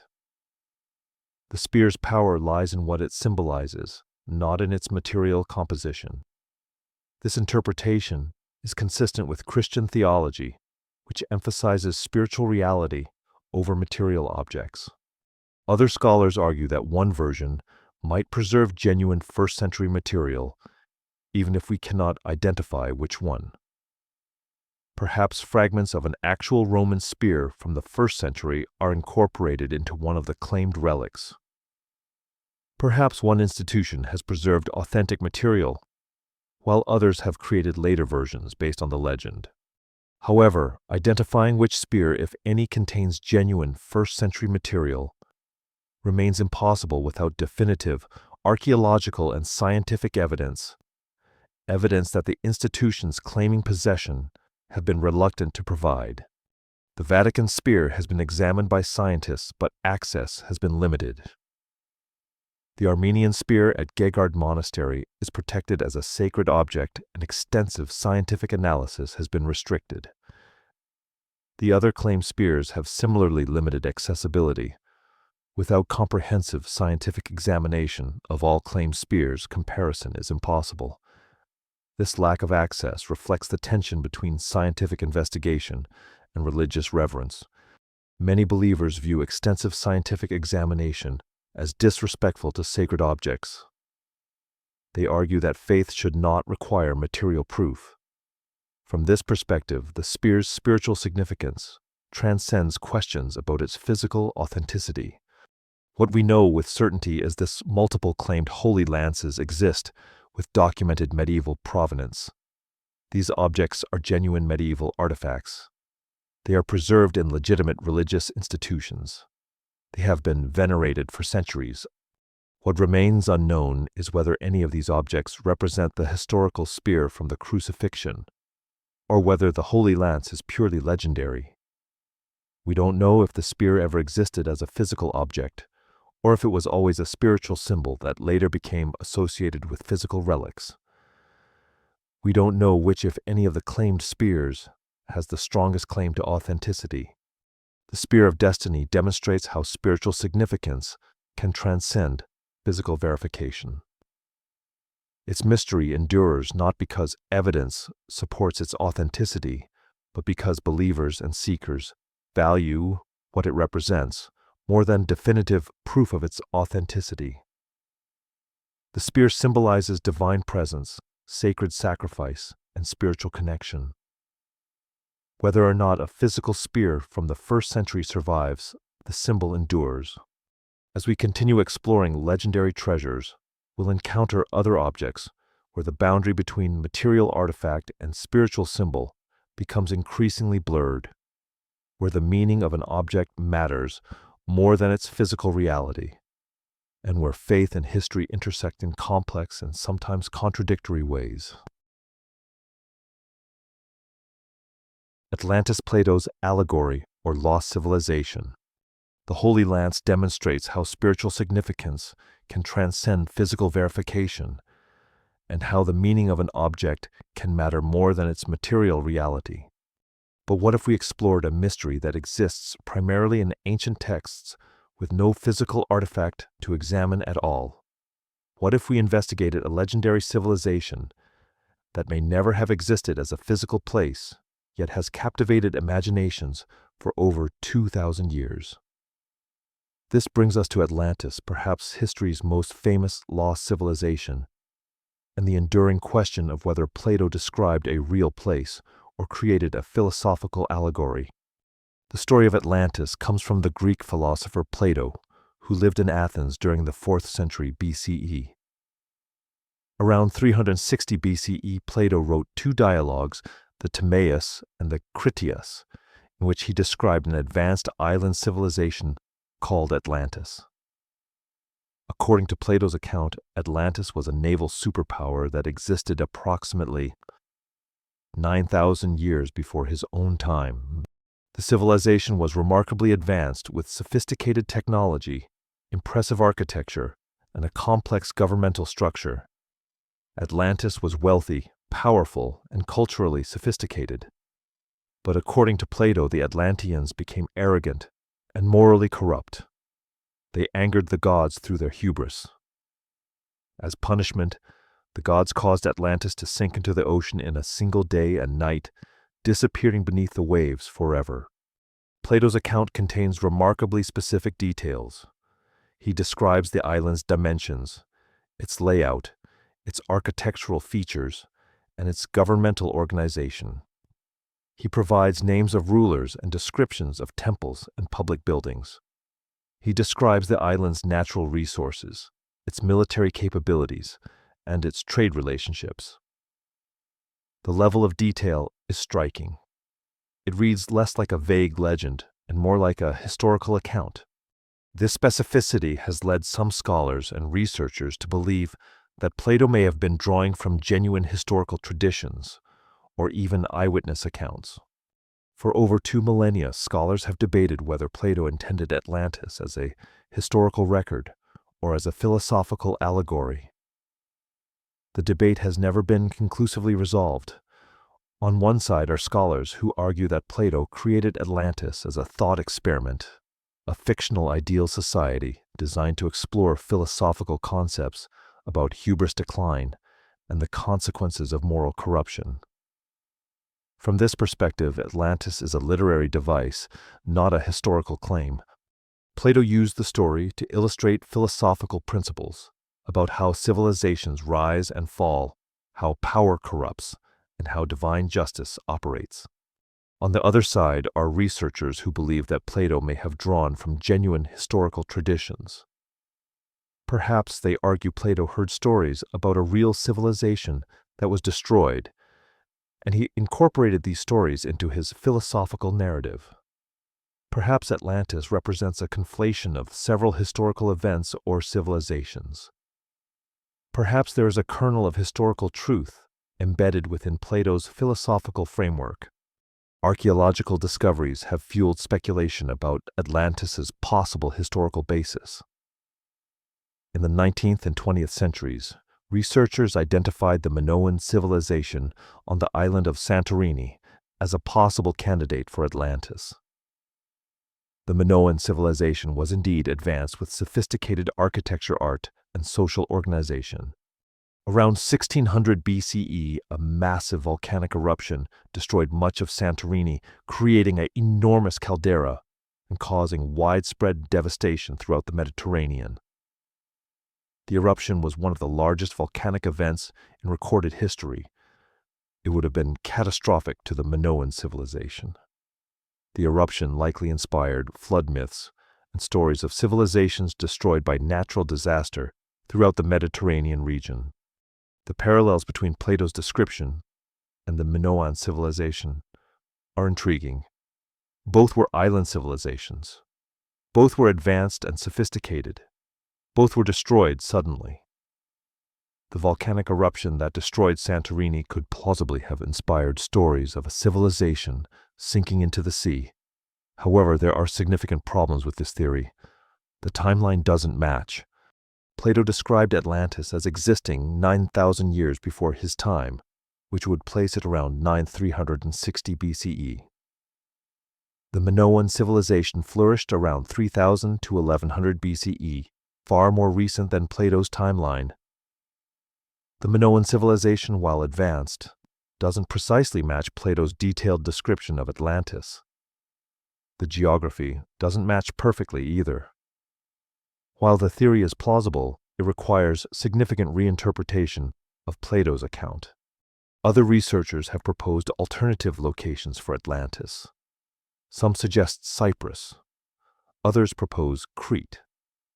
Still others have looked beyond the Mediterranean, proposing locations in the Atlantic Ocean, or even suggesting that Atlantis was a real civilization that existed in the Americas before European contact. these theories become increasingly speculative as they move further from the Mediterranean context where Plato's account is set. Modern oceanographic surveys have searched for evidence of a sunken advanced civilization matching Plato's specifications. Underwater archaeology has made remarkable discoveries in recent decades revealing sunken cities, harbors, and artifacts from ancient civilizations. Yet despite these advances in underwater exploration, technology, no evidence of Atlantis has been found. No sunken city matching Plato's description has been discovered. No artifacts bearing Atlantean inscriptions have been recovered.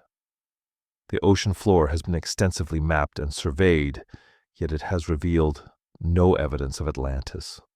Most contemporary scholars now view Atlantis as a philosophical construct rather than a historical record. They argue that Plato created Atlantis as an ideal society, a thought experiment designed to explore concepts of hubris and decline.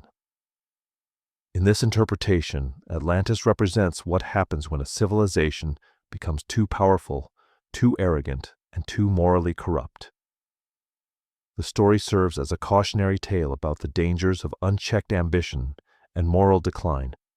From this perspective, asking whether Atlantis was real is asking the wrong question. Atlantis was never meant to be real in a historical sense. It was meant to be real in a philosophical sense, a representation of universal human truths about power, corruption, and consequences. What we know with certainty is this: Plato wrote about Atlantis with considerable philosophical intent. The story appears in his philosophical dialogues, not in historical chronicles. The account contains the kind of specific detail that either reflects genuine historical knowledge or demonstrates remarkable imaginative consistency. The story has inspired centuries of speculation, research, and creative interpretation.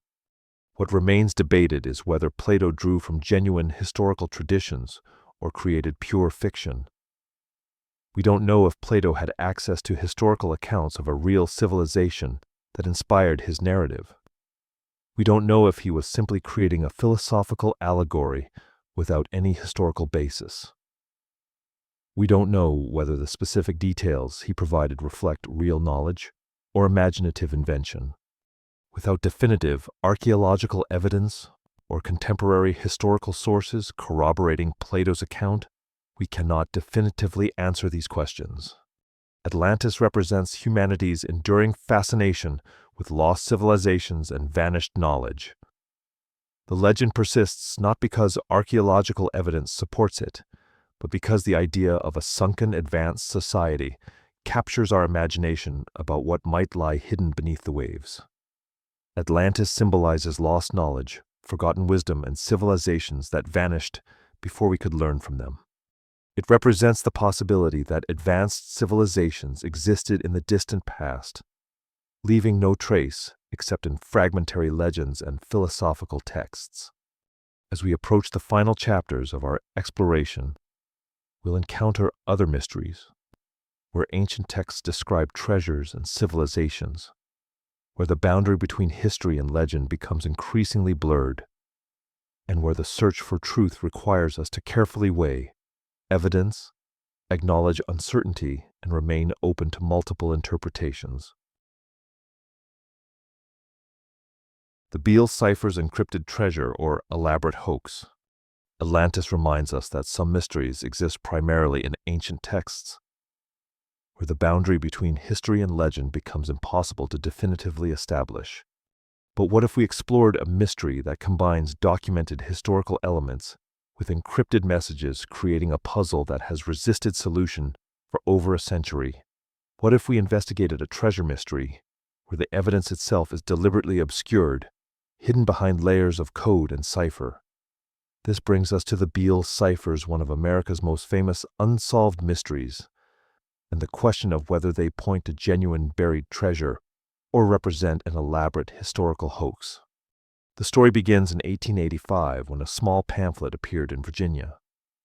The pamphlet, published by a man named James B. Ward, claimed to reveal the location of a treasure buried decades earlier by a man named Thomas Jefferson Beale.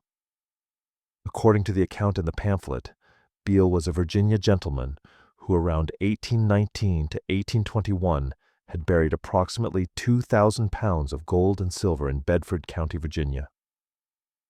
The treasure was supposedly hidden in a stone-lined vault beneath the earth. Before burying the treasure, according to the story, Beale created 3 encrypted documents describing the treasure's exact location, an inventory of its contents, and the names of those entitled to claim it after his death. The 3 ciphers, as they became known, were allegedly given to a friend for safekeeping. The friend was instructed to open them only if Beale failed to return within 10 years. Beale apparently never returned. The friend eventually passed the ciphers to another person, and they eventually came into the possession of James B. Ward, who published them in his pamphlet along with the story of their origin. Ward claimed that one of the 3 ciphers had been successfully decoded, revealing a list of names and details about the treasure. The other 2 ciphers remained encrypted, their contents unknown. The decoded cipher was particularly intriguing because it referenced the Declaration of Independence as the cipher key. The cipher had been decoded using a book cipher, a method where each number in the cipher corresponds to a word in a specific book. By using the Declaration of Independence as the key, the cipher could be decoded by finding the corresponding words. This detail added historical authenticity to the story. It suggested that Beale possessed sophisticated knowledge of cryptography and deliberately chose an American historical document as his cipher key. The decoded message revealed names, dates, and details that seemed to confirm the treasure's existence. However, scholars and historians have identified significant inconsistencies in the Beale narrative. First, the story wasn't published until 1885, long after Beale's supposed activities in the early 1820s. That's a gap of approximately 60 years. Why would the ciphers remain unpublished for so long? Second, no contemporary records corroborate Beale's existence or the treasure burial. No newspapers from the 1820s mention Beale or any treasure burial in Bedford County. No official records document such an event. Third, the details in the pamphlet contain anachronisms and inconsistencies that suggest the story may have been constructed after the fact, rather than documented contemporaneously. Some historians argue that the entire Beale ciphers account is an elaborate hoax possibly created by James B. Ward himself or by someone else as a puzzle or entertainment. From this perspective, Ward invented the story of Thomas Jefferson Beale and the buried treasure as a creative fiction. He then created the 3 ciphers as an intellectual puzzle designed to entertain and challenge readers. The decoded cipher was included to make the puzzle seem more authentic, to suggest that the other ciphers could also be solved, if one possessed sufficient skill and determination. The hoax was clever enough to fool people for over a century. Other researchers and treasure hunters maintain that the Beale ciphers represent authentic historical material. They argue that the specificity of details and the genuine mathematical difficulty of the remaining ciphers suggests that real treasure is being described. They point out that if Ward had created the ciphers as a hoax, he could have made them easier to solve or provided more definitive solutions. The fact that the ciphers have resisted solution, despite enormous effort by skilled cryptographers, suggests they may describe something real, something that Beale genuinely wanted to protect through encryption. Over the past 140 years, cryptanalysts, mathematicians, and treasure hunters have attempted to solve the remaining 2 Beale ciphers. Numerous proposed solutions have been offered. Some researchers believe they have decoded portions of the ciphers. However, none of these solutions have been definitively verified or accepted by the broader cryptographic community. The ciphers remain partially solved, at best their full contents unknown. The challenge is that without knowing the exact cipher key or methodology, it's impossible to verify whether a proposed solution is correct or simply coincidental. Excavations have been conducted at the proposed site in Bedford County, Virginia. treasure hunters have dug at various locations, searching for the stone-lined vault described in the ciphers. Some excavations have yielded interesting artifacts or geological features, but nothing definitively confirming the existence of the Beale treasure.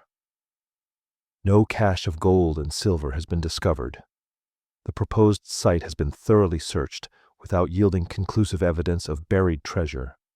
What we know with certainty is the Beale ciphers are mathematically complex and genuinely difficult to solve. One cipher has been successfully decoded using the Declaration of Independence as a key. The ciphers were published in 1885 and have attracted serious attention from cryptographers and researchers. The story of Thomas Jefferson Beale and buried treasure has captured public imagination for over a century. What remains uncertain is whether the ciphers describe real treasure or represent an elaborate fictional puzzle. We don't know whether Thomas Jefferson Beale was a real historical figure or a fictional creation. We don't know whether the treasure was genuinely buried, or whether the ciphers were designed purely as an intellectual exercise. We don't know whether the remaining ciphers can ever be solved, or whether they are intentionally unsolvable. Without definitive archaeological evidence or contemporary historical documentation, we cannot conclusively determine the truth. The Beale ciphers illustrate how mystery and encryption can blur the line between history and hoax. Whether real or invented, they demonstrate humanity's fascination with hidden messages and buried secrets waiting to be decoded. The ciphers represent the possibility that treasure could be hidden and protected through encryption, waiting for someone clever enough to unlock its secrets. They also represent the possibility that elaborate puzzles can be created and presented as historical fact, fooling researchers for generations. The Beale ciphers remind us that some mysteries may never be solved, and that the search itself, the attempt to decode, to understand, to uncover hidden truth, can be as compelling as any actual discovery. As we move toward the final chapters of our exploration, we'll encounter other mysteries, where the nature of the evidence itself becomes questionable, where we must carefully evaluate sources and consider multiple interpretations. The Lost Library of Alexandria, Knowledge Consumed. The Beale ciphers remind us that some mysteries involve the deliberate concealment of information, where encryption and secrecy protect what someone wished to hide. But what if we explored a different kind of loss? Not the deliberate hiding of treasure, but the destruction of knowledge itself. What if we examined a tragedy where the treasure wasn't gold or jewels, but the accumulated intellectual heritage of an entire civilization? This brings us to the Library of Alexandria, one of history's greatest repositories of knowledge, and the profound mystery of what was lost when it was destroyed. Around 300 BCE, Ptolemy, or the Greek ruler of Egypt following Alexander the Great's conquest, made a visionary decision. He would establish a library unlike any that had existed before. The library would collect the knowledge of the ancient world, not just Egyptian knowledge, but Greek, Persian, Indian, and all other accessible texts. Scholars would be recruited to work there. Manuscripts would be acquired through purchase gift and sometimes through less scrupulous means. The Library of Alexandria would become the intellectual center of the ancient world, a beacon of learning and scholarship that would attract the greatest minds of the era. The library grew remarkably over the following centuries. By the time of its peak, it housed hundreds of thousands of scrolls. Scholars estimate the collection contained between 40,000 and 400,000 scrolls. The exact number remains uncertain. These scrolls represented the accumulated knowledge of the ancient world. They included works on mathematics, medicine, philosophy, history, literature, astronomy, engineering, and countless other subjects. The library contained the complete works of many Greek playwrights, philosophers, and historians. It held scientific treatises, medical texts, and engineering manuals. It preserved knowledge that existed nowhere else in the world. The library attracted the era's greatest minds. Scholars came from across the Mediterranean world to study there. The library employed copyists who created duplicate copies of important works, helping to preserve knowledge. The library's scholars made original contributions to mathematics, astronomy, medicine, and other fields.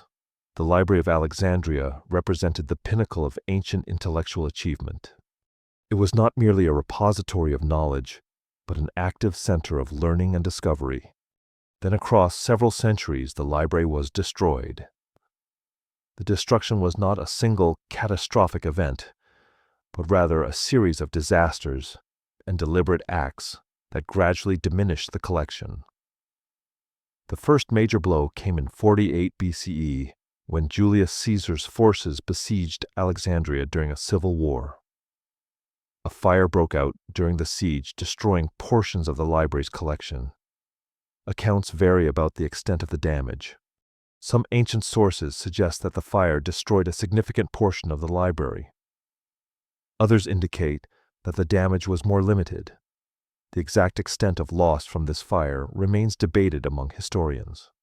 In the 4th century, CE religious conflicts led to further destruction. As Christianity became the dominant religion in the Roman Empire, pagan institutions were increasingly targeted.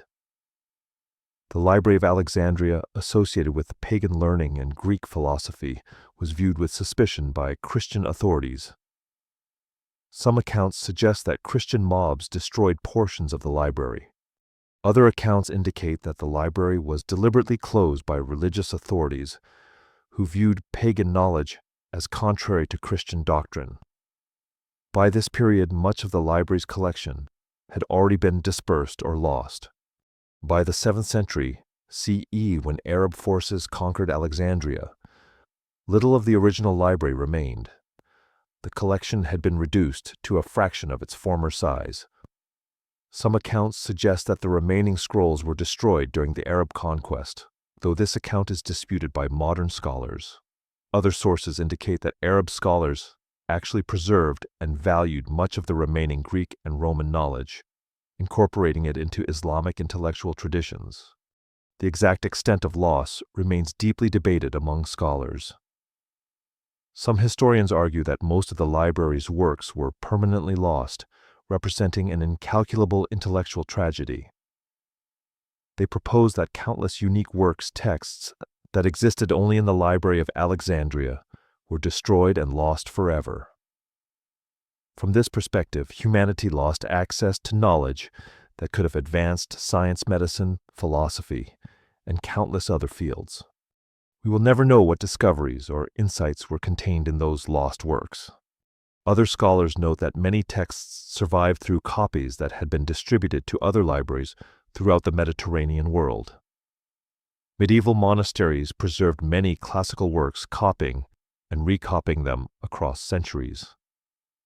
Arab scholars maintained and expanded upon Greek and Roman knowledge during the medieval period, translating important works into Arabic and preserving them in Islamic libraries. When European scholars later rediscovered classical texts during the Renaissance, many of these works came from Islamic sources that had preserved them. Modern scholars have recovered fragments of lost works through papyri discoveries in Egypt. Papyri, ancient paper made from papyrus plants, have survived in Egypt's dry climate, preserving texts that would have been lost elsewhere. Archaeologists have discovered fragments of plays, philosophical works, and scientific treatises. Additionally, scholars have recovered portions of lost works through quotations in surviving texts. When later authors quoted from earlier works, they sometimes preserved passages that would otherwise have been lost. Through careful analysis of these quotations, scholars have reconstructed portions of lost texts. What we know with certainty is this: the Library of Alexandria was a genuine historical institution that housed an extraordinary collection of ancient texts. The library was partially destroyed through fire, religious conflict, and conquest. Its collection was dispersed, with some works preserved in other locations and others lost entirely. The library's destruction represents a genuine loss of historical knowledge and cultural heritage. What remains unknown is precisely how many unique works were permanently lost and what knowledge they contained. We don't know which specific texts were destroyed and which survived. We don't know whether the lost works would have significantly advanced human knowledge or whether they were primarily duplicates of works that survived. We don't know whether the lost texts contained scientific discoveries, philosophical insights, or historical information that could have changed the course of human civilization. Alexandria's loss reminds us that some treasures are intellectual rather than material.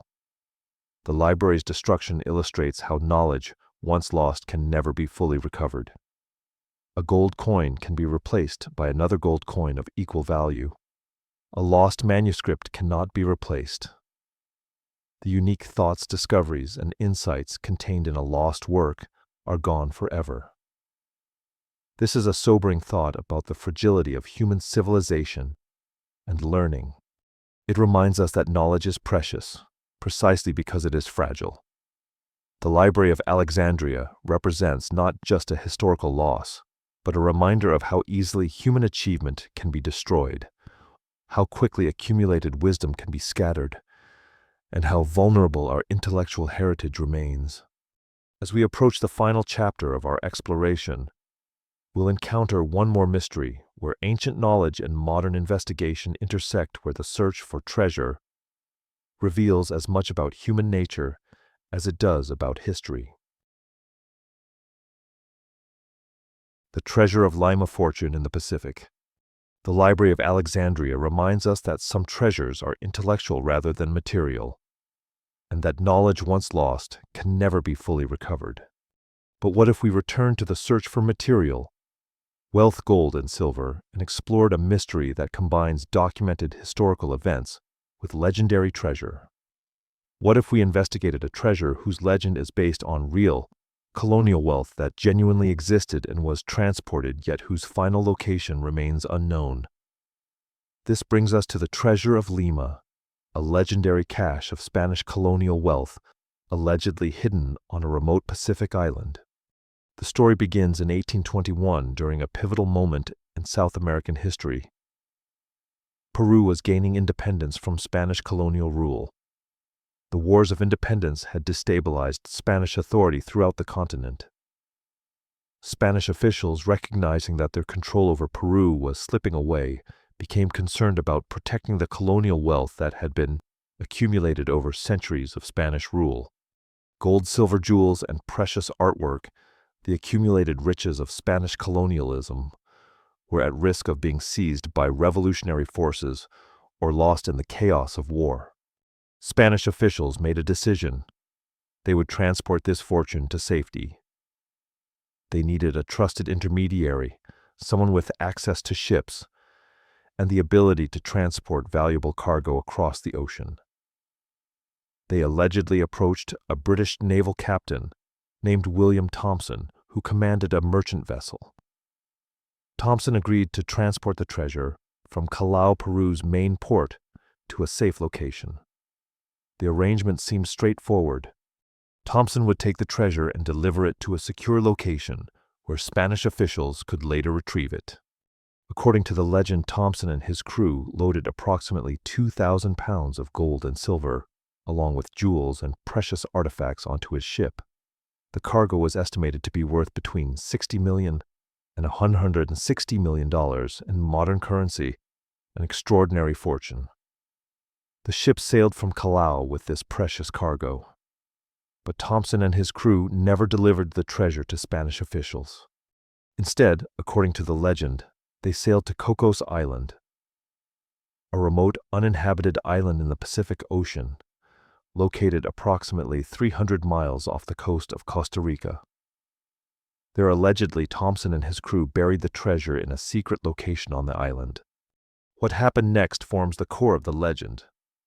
Thompson was eventually captured and faced execution for his role in the treasure's disappearance.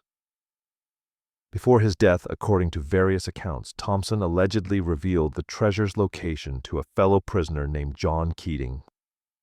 Keating supposedly created a detailed map showing where the treasure was buried. Keating was eventually released and passed the map to others. Over the following 150 years, the map and the legend of the buried treasure spread throughout the world. Treasure hunters, adventurers, and entrepreneurs became convinced that a fortune in Spanish colonial wealth lay buried on Cocos Island, waiting to be discovered. Over the following century and a half, numerous expeditions searched Cocos Island. Treasure hunters arrived with maps, equipment, and determination. Some claimed to find evidence of burial sites, artifacts, and Spanish coins. Others discovered nothing. The island's dense jungle, difficult terrain, and multiple potential burial locations complicated systematic searching. Without knowing the exact location, searchers could only dig at suspected sites and hope to stumble upon the treasure. Some expeditions reported finding artifacts, old coins, metal objects, and fragments suggesting human activity.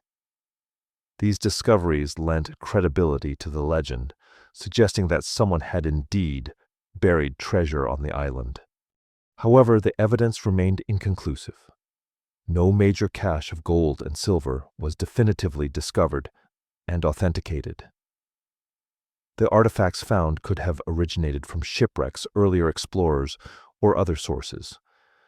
The coins could have been lost by sailors rather than deliberately buried. Without a definitive discovery, the legend persisted, but remained unproven. Modern expeditions have used advanced technology to search for the treasure. Metal detectors have scanned the island. Ground-penetrating radar has attempted to identify underground chambers or caches. Underwater archaeology has explored the surrounding ocean. Yet despite these technological advances, no conclusive evidence of the Lima treasure has been found. Historical records provide some corroboration for the basic narrative. Spanish colonial records do show that significant wealth was transported during Peru's independence period. Spanish officials were indeed concerned about protecting colonial assets. British merchant vessels did operate in the Pacific during this era. The basic elements of the story, Spanish treasure, British ship transport during a period of political turmoil, are historically plausible. However, historians debate whether the specific treasure actually reached Cocos Island, or whether alternative explanations better account for the historical evidence. Some scholars propose that the treasure was lost at sea during transport. Ships traveling the Pacific in the early 19th century faced numerous hazards, storms, navigational errors, and piracy. A ship carrying such valuable cargo could have been wrecked or sunk. Other scholars suggest that the treasure was seized by other forces, perhaps by revolutionary armies, perhaps by other pirates, perhaps by government authorities. Still others propose that the treasure was already recovered by someone else long ago, and the legend persists only because the recovery was never publicly documented. The legend may also conflate multiple historical events. Perhaps the story of the Lima treasure combines elements from several different incidents of treasure, transport piracy, and colonial wealth. Perhaps William Thompson was not a single individual, but a composite figure representing multiple British captains. Perhaps the map that supposedly showed the treasure's location was created long after the supposed burial, based on speculation rather than genuine knowledge. What we know with certainty is this Spanish colonial wealth was genuinely transported during Peru's independence period.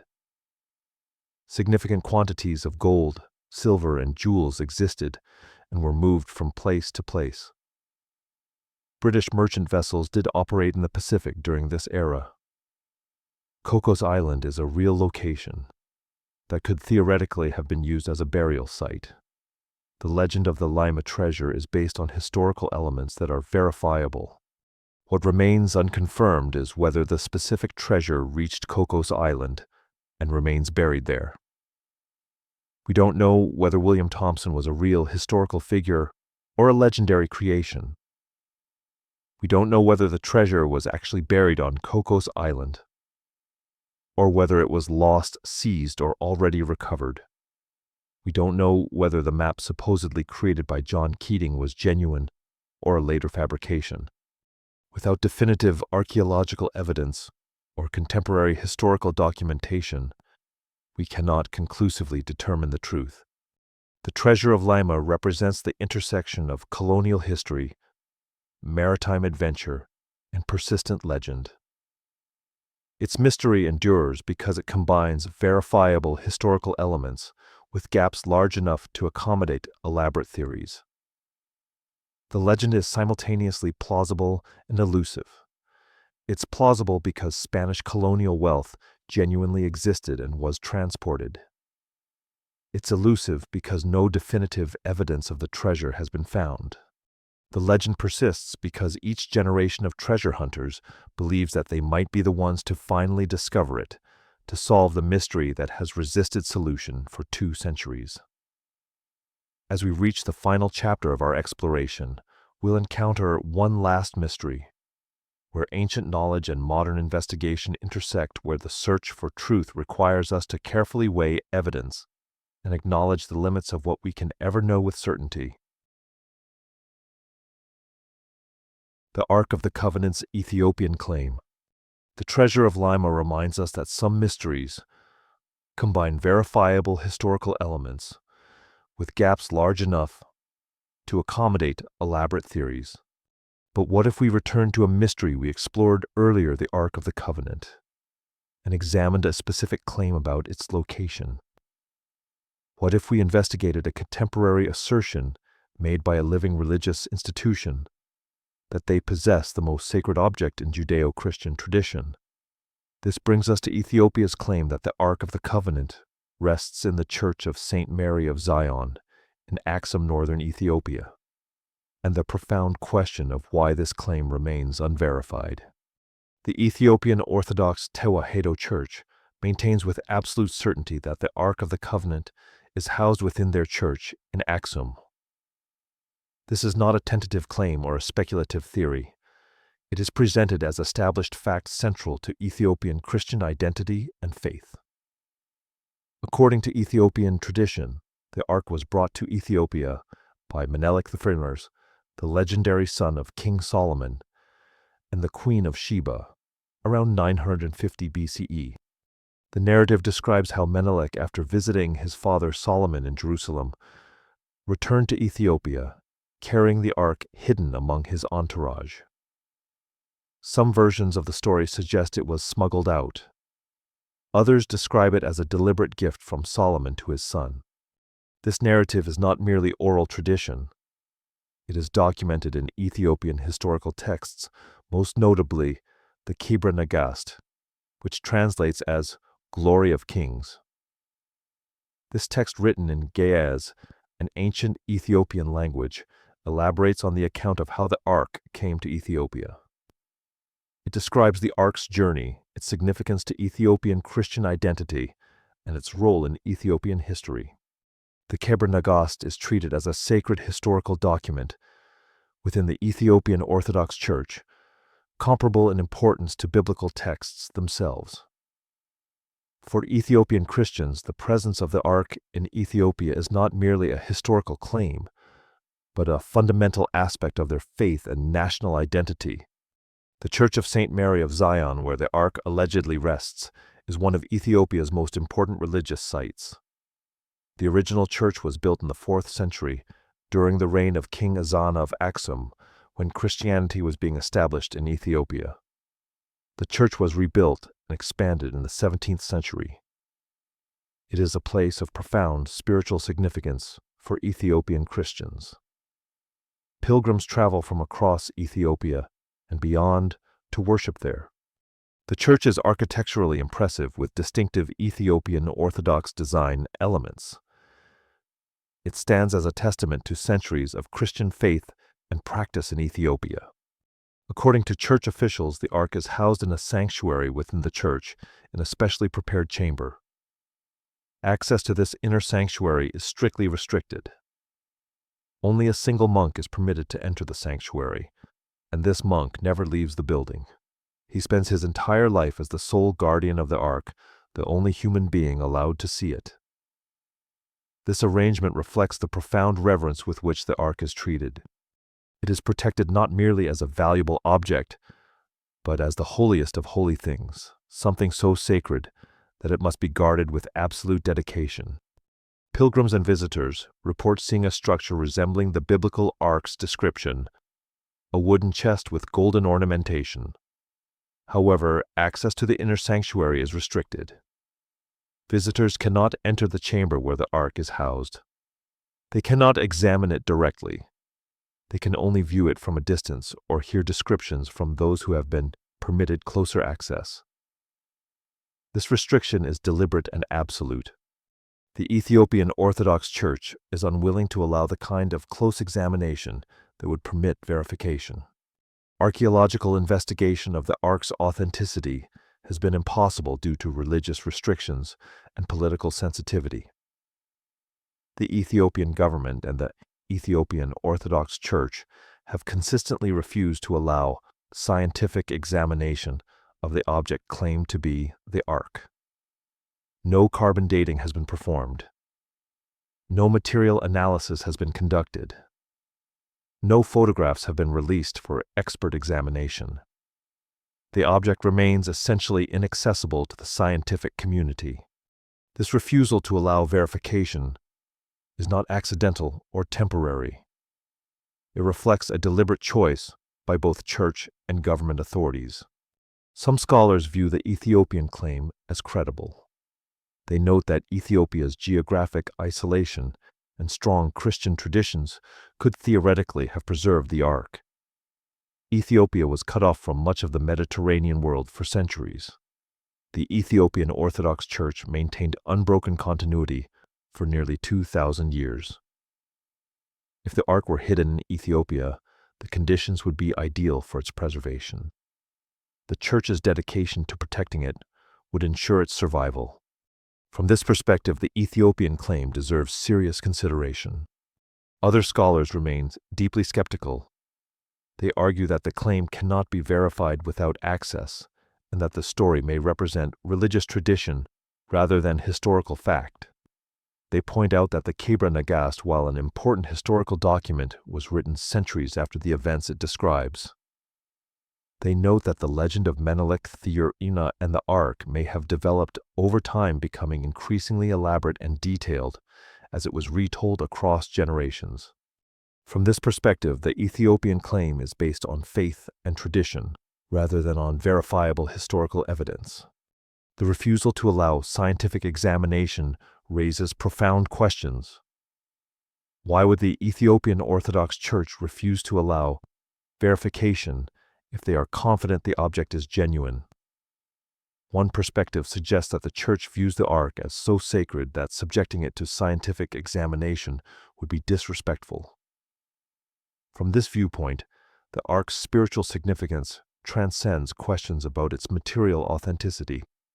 The power of the ark lies in what it represents: divine presence and sacred covenant, not in its physical composition. Another perspective suggests that the Church may be uncertain about the object's authenticity and prefers to maintain the mystery rather than risk scientific evidence contradicting their claim. If examination revealed that the object is not the biblical ark, it would undermine the Church's authority and the faith of millions of believers. By refusing examination, the Church preserves the possibility that the ark is genuine. What we know with certainty is this: Ethiopia claims to possess the Ark of the Covenant. The claim is maintained by the Ethiopian Orthodox Church with absolute conviction. The Church maintains strict protection protocols around the object. Pilgrims report seeing a structure resembling the biblical ark's description. The Ethiopian government supports the Church's position and refuses to allow scientific examination. What remains unverified is whether the object in the sanctuary is genuinely the biblical ark or a representation created centuries later. We don't know whether the object dates to biblical times or to a later period. We don't know whether it contains the original stone tablets or whether it is empty. We don't know whether the Ethiopian tradition represents genuine historical knowledge or evolved religious tradition. Without access and scientific examination, these questions cannot be answered. Ethiopia's claim to the Ark demonstrates how faith tradition and historical narrative can coexist with scientific uncertainty.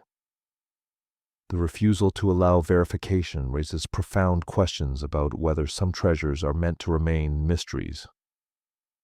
Perhaps the Ark's power resides not in definitive proof of its authenticity, but in belief itself.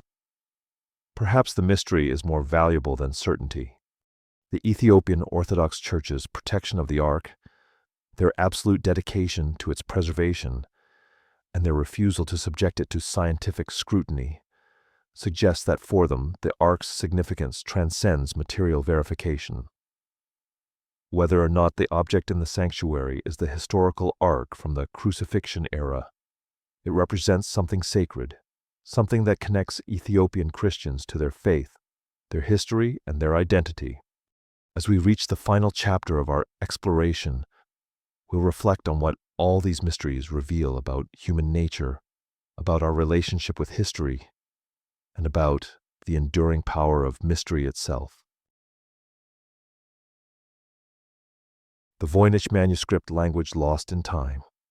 Ethiopia's claim to possess the Ark of the Covenant reminds us that some mysteries persist because faith and tradition transcend scientific verification. But what if we explored a mystery that exists entirely in the realm of language and meaning, a document whose very words remain incomprehensible? What if we examined an object that has been studied intensively by some of history's greatest minds, yet continues to resist understanding?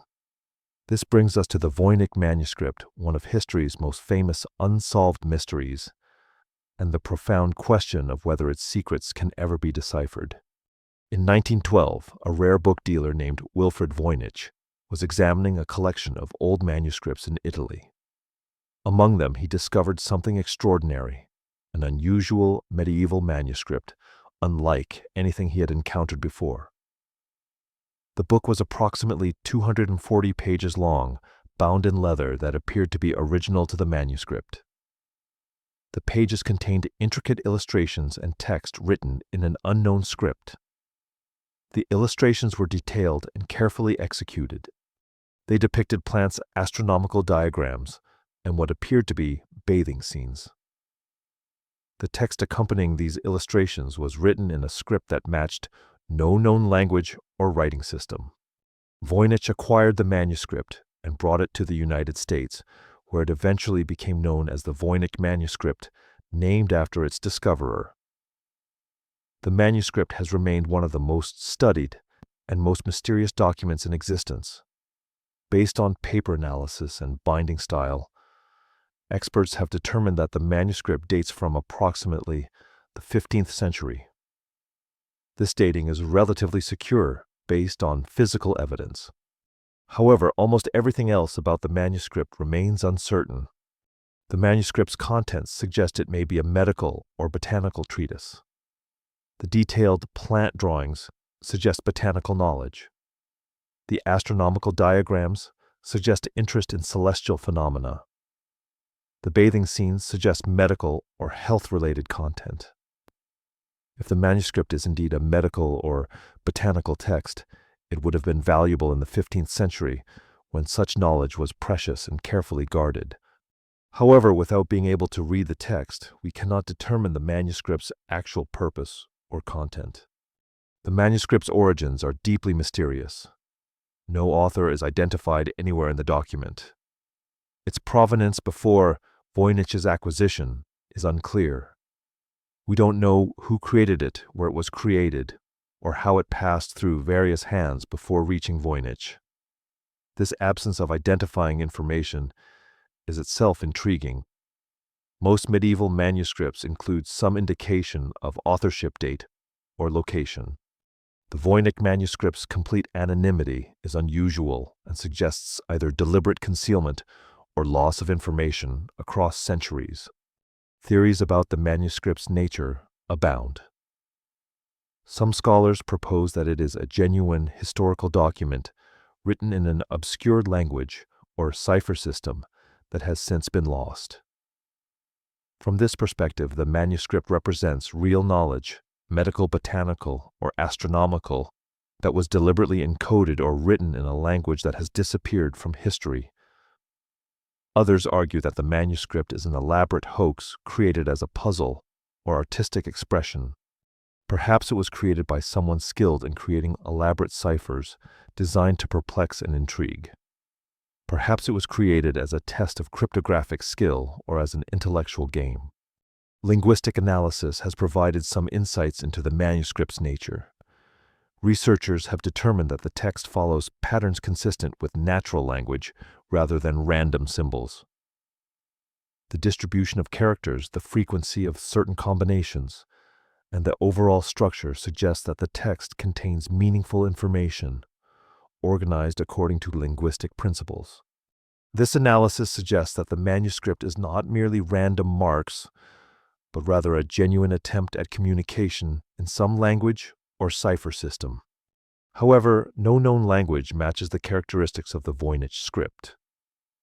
Linguists have compared it to every known medieval language: Latin, Greek, Hebrew, Arabic, and numerous European languages. None match. The script doesn't correspond to any known cipher system either. It's not a simple substitution cipher where each character represents a letter in a known language. It's not a polyalphabetic cipher like the Vigenère cipher. It appears to be something unique. Modern computational analysis has attempted pattern recognition on the manuscript's text without definitive results. Computers can identify patterns and frequencies, but without knowing what language or cipher system is being used, they cannot decode the meaning. Some researchers have proposed that the manuscript is written in a constructed language, an artificial language created by the author specifically for this document. Others suggest it might be in a real but extremely obscure medieval language, perhaps a dialect that has since disappeared, or a regional variation of a known language. One particularly intriguing theory proposes that the manuscript might be written in a language related to Old Church Slavonic, or another Eastern European language. The script does contain some characteristics that might suggest Eastern European origins. However, this theory remains speculative and no definitive proof has emerged. The manuscript's resistance to decipherment has attracted attention from some of history's greatest minds. During World War II, military cryptographers, experts who had successfully broken enemy codes, examined the Voynich manuscript. These were among the most skilled code breakers in the world, yet they could not solve it. Their inability to decode the manuscript suggests that either the cipher is extraordinarily sophisticated, or the manuscript is written in a language or system that requires knowledge now lost to history. What we know with certainty is this: the Voynich manuscript is a genuine medieval document, approximately 500 years old. It contains structured text written in an unknown script. The text follows linguistic patterns, suggesting meaningful communication. The illustrations are carefully executed and suggest botanical and astronomical knowledge. The manuscript has been preserved in remarkable condition. What remains unknown is what language the manuscript uses, who created it, when exactly it was created, where it was created, and what it says. We don't know whether the manuscript contains valuable historical knowledge, or whether it is an elaborate puzzle with no meaningful content. We don't know whether the key to decipherment still exists somewhere in the world, or whether it has been lost forever. The Voynich manuscript represents a different kind of treasure, not material wealth, but lost knowledge and meaning. Its resistance to decipherment reminds us that some mysteries may be fundamentally unsolvable.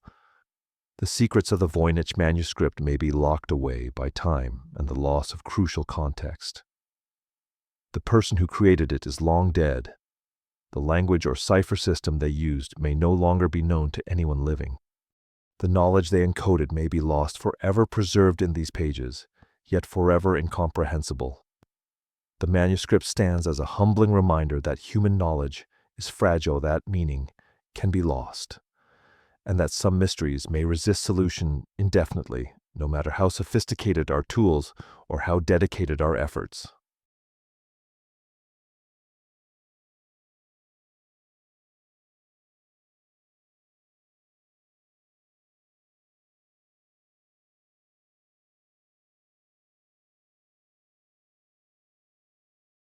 Over the past 2.5 hours, we've journeyed through 14 legendary treasures, some real, some legendary, all captivating. We began with the Knights Templar's vanished wealth and traced the mystery of sacred objects like the Ark of the Covenant and the Holy Lance. We examined the Amber Room lost to war. We explored Yamashita's gold hidden in the Philippine jungle. We investigated Oak Island's money pit, which has resisted discovery for over 2 centuries. We encountered El Dorado, a city that may never have existed, except in human imagination. We considered the Scottish Templar theory, the Beale Ciphers, and Ethiopia's claim to possess the Ark. We reflected on the Library of Alexandria's loss, the treasure of Lima, and the Voynich manuscript's undeciphered secrets. Each chapter revealed something distinct, yet patterns emerged across them all. What becomes clear as we consider these treasures together is that they represent far more than material wealth. They embody human creativity, ambition, and our profound need to preserve what we value. Some treasures were deliberately hidden: the Templar's wealth, Yamashita's gold, the Beale Ciphers' secrets. Others were accidentally lost: the Amber Room, destroyed in war, the Library of Alexandria, consumed by fire and conflict. Still others may never have existed except in our collective imagination: El Dorado, Atlantis. Yet all of them have shaped history. They've motivated exploration, inspired scholarship, and captured human imagination across generations. The mysteries we've explored reveal something fundamental about how we relate to history.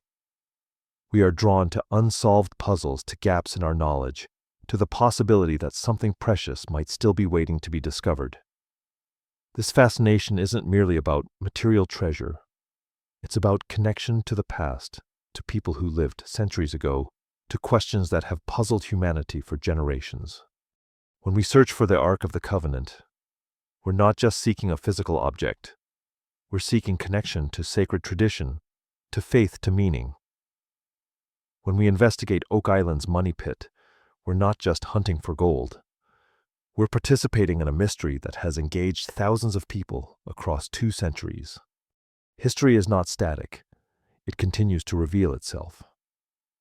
New technologies allow us to investigate in ways previous generations could not. Ground-penetrating radar scans beneath the earth. DNA analysis reveals genetic connections. Satellite imagery reveals hidden structures. Yet despite these advances, some mysteries persist. The greatest treasures seem to resist discovery, as if they prefer to remain mysterious. Perhaps there is wisdom in this. Perhaps some questions are more valuable than their answers. Perhaps the search itself, the curiosity, the investigation, the willingness to wonder is the true treasure. The treasures we've explored tonight remind us that human civilization is fragile. Knowledge can be lost. Artifacts can be destroyed. Entire libraries can vanish. Yet they also remind us of human resilience. We preserve what matters to us. We pass stories across generations. We continue searching, continue investigating, continue hoping. The Library of Alexandria was destroyed, yet its knowledge survived through copies preserved elsewhere and through the dedication of scholars who maintained Greek and Roman learning. The Amber Room was dismantled during war, yet it has been painstakingly reconstructed. The Voynich manuscript remains undeciphered, yet scholars continue attempting to unlock its secrets. What these mysteries teach us extends beyond history. They teach us about ourselves, about our capacity for wonder, our desire to understand, our willingness to dedicate ourselves to questions that may never be fully answered. They remind us that not everything needs to be solved to be valuable. Some mysteries are worth preserving. Some questions are worth asking even if we never receive definitive answers. Some treasures may be most precious precisely because they remain hidden, their secrets intact, their possibilities endless. As you drift towards sleep, consider this: somewhere in the world, treasure hunters are still searching. Researchers are still investigating. Scholars are still debating. The mysteries we've explored tonight are not historical curiosities. They are living questions, ongoing investigations, mysteries that continue to engage human imagination and scholarship. Perhaps one day, one of these treasures will be discovered. Perhaps the Ark of the Covenant will be scientifically verified. Perhaps Yamashita's gold will be found. Perhaps the Voynich manuscript will be deciphered. Or perhaps these mysteries will endure, continuing to captivate future generations as they have captivated ours. Thank you for joining this journey through history's greatest unsolved mysteries. You've traveled with us through time and across continents, considering evidence and theories, examining what we know and what remains unknown. If you found this exploration worthwhile, there are other stories waiting, other mysteries, other treasures, other journeys through time. But for now, rest well. Let these mysteries settle gently in your mind as you drift towards sleep. Good night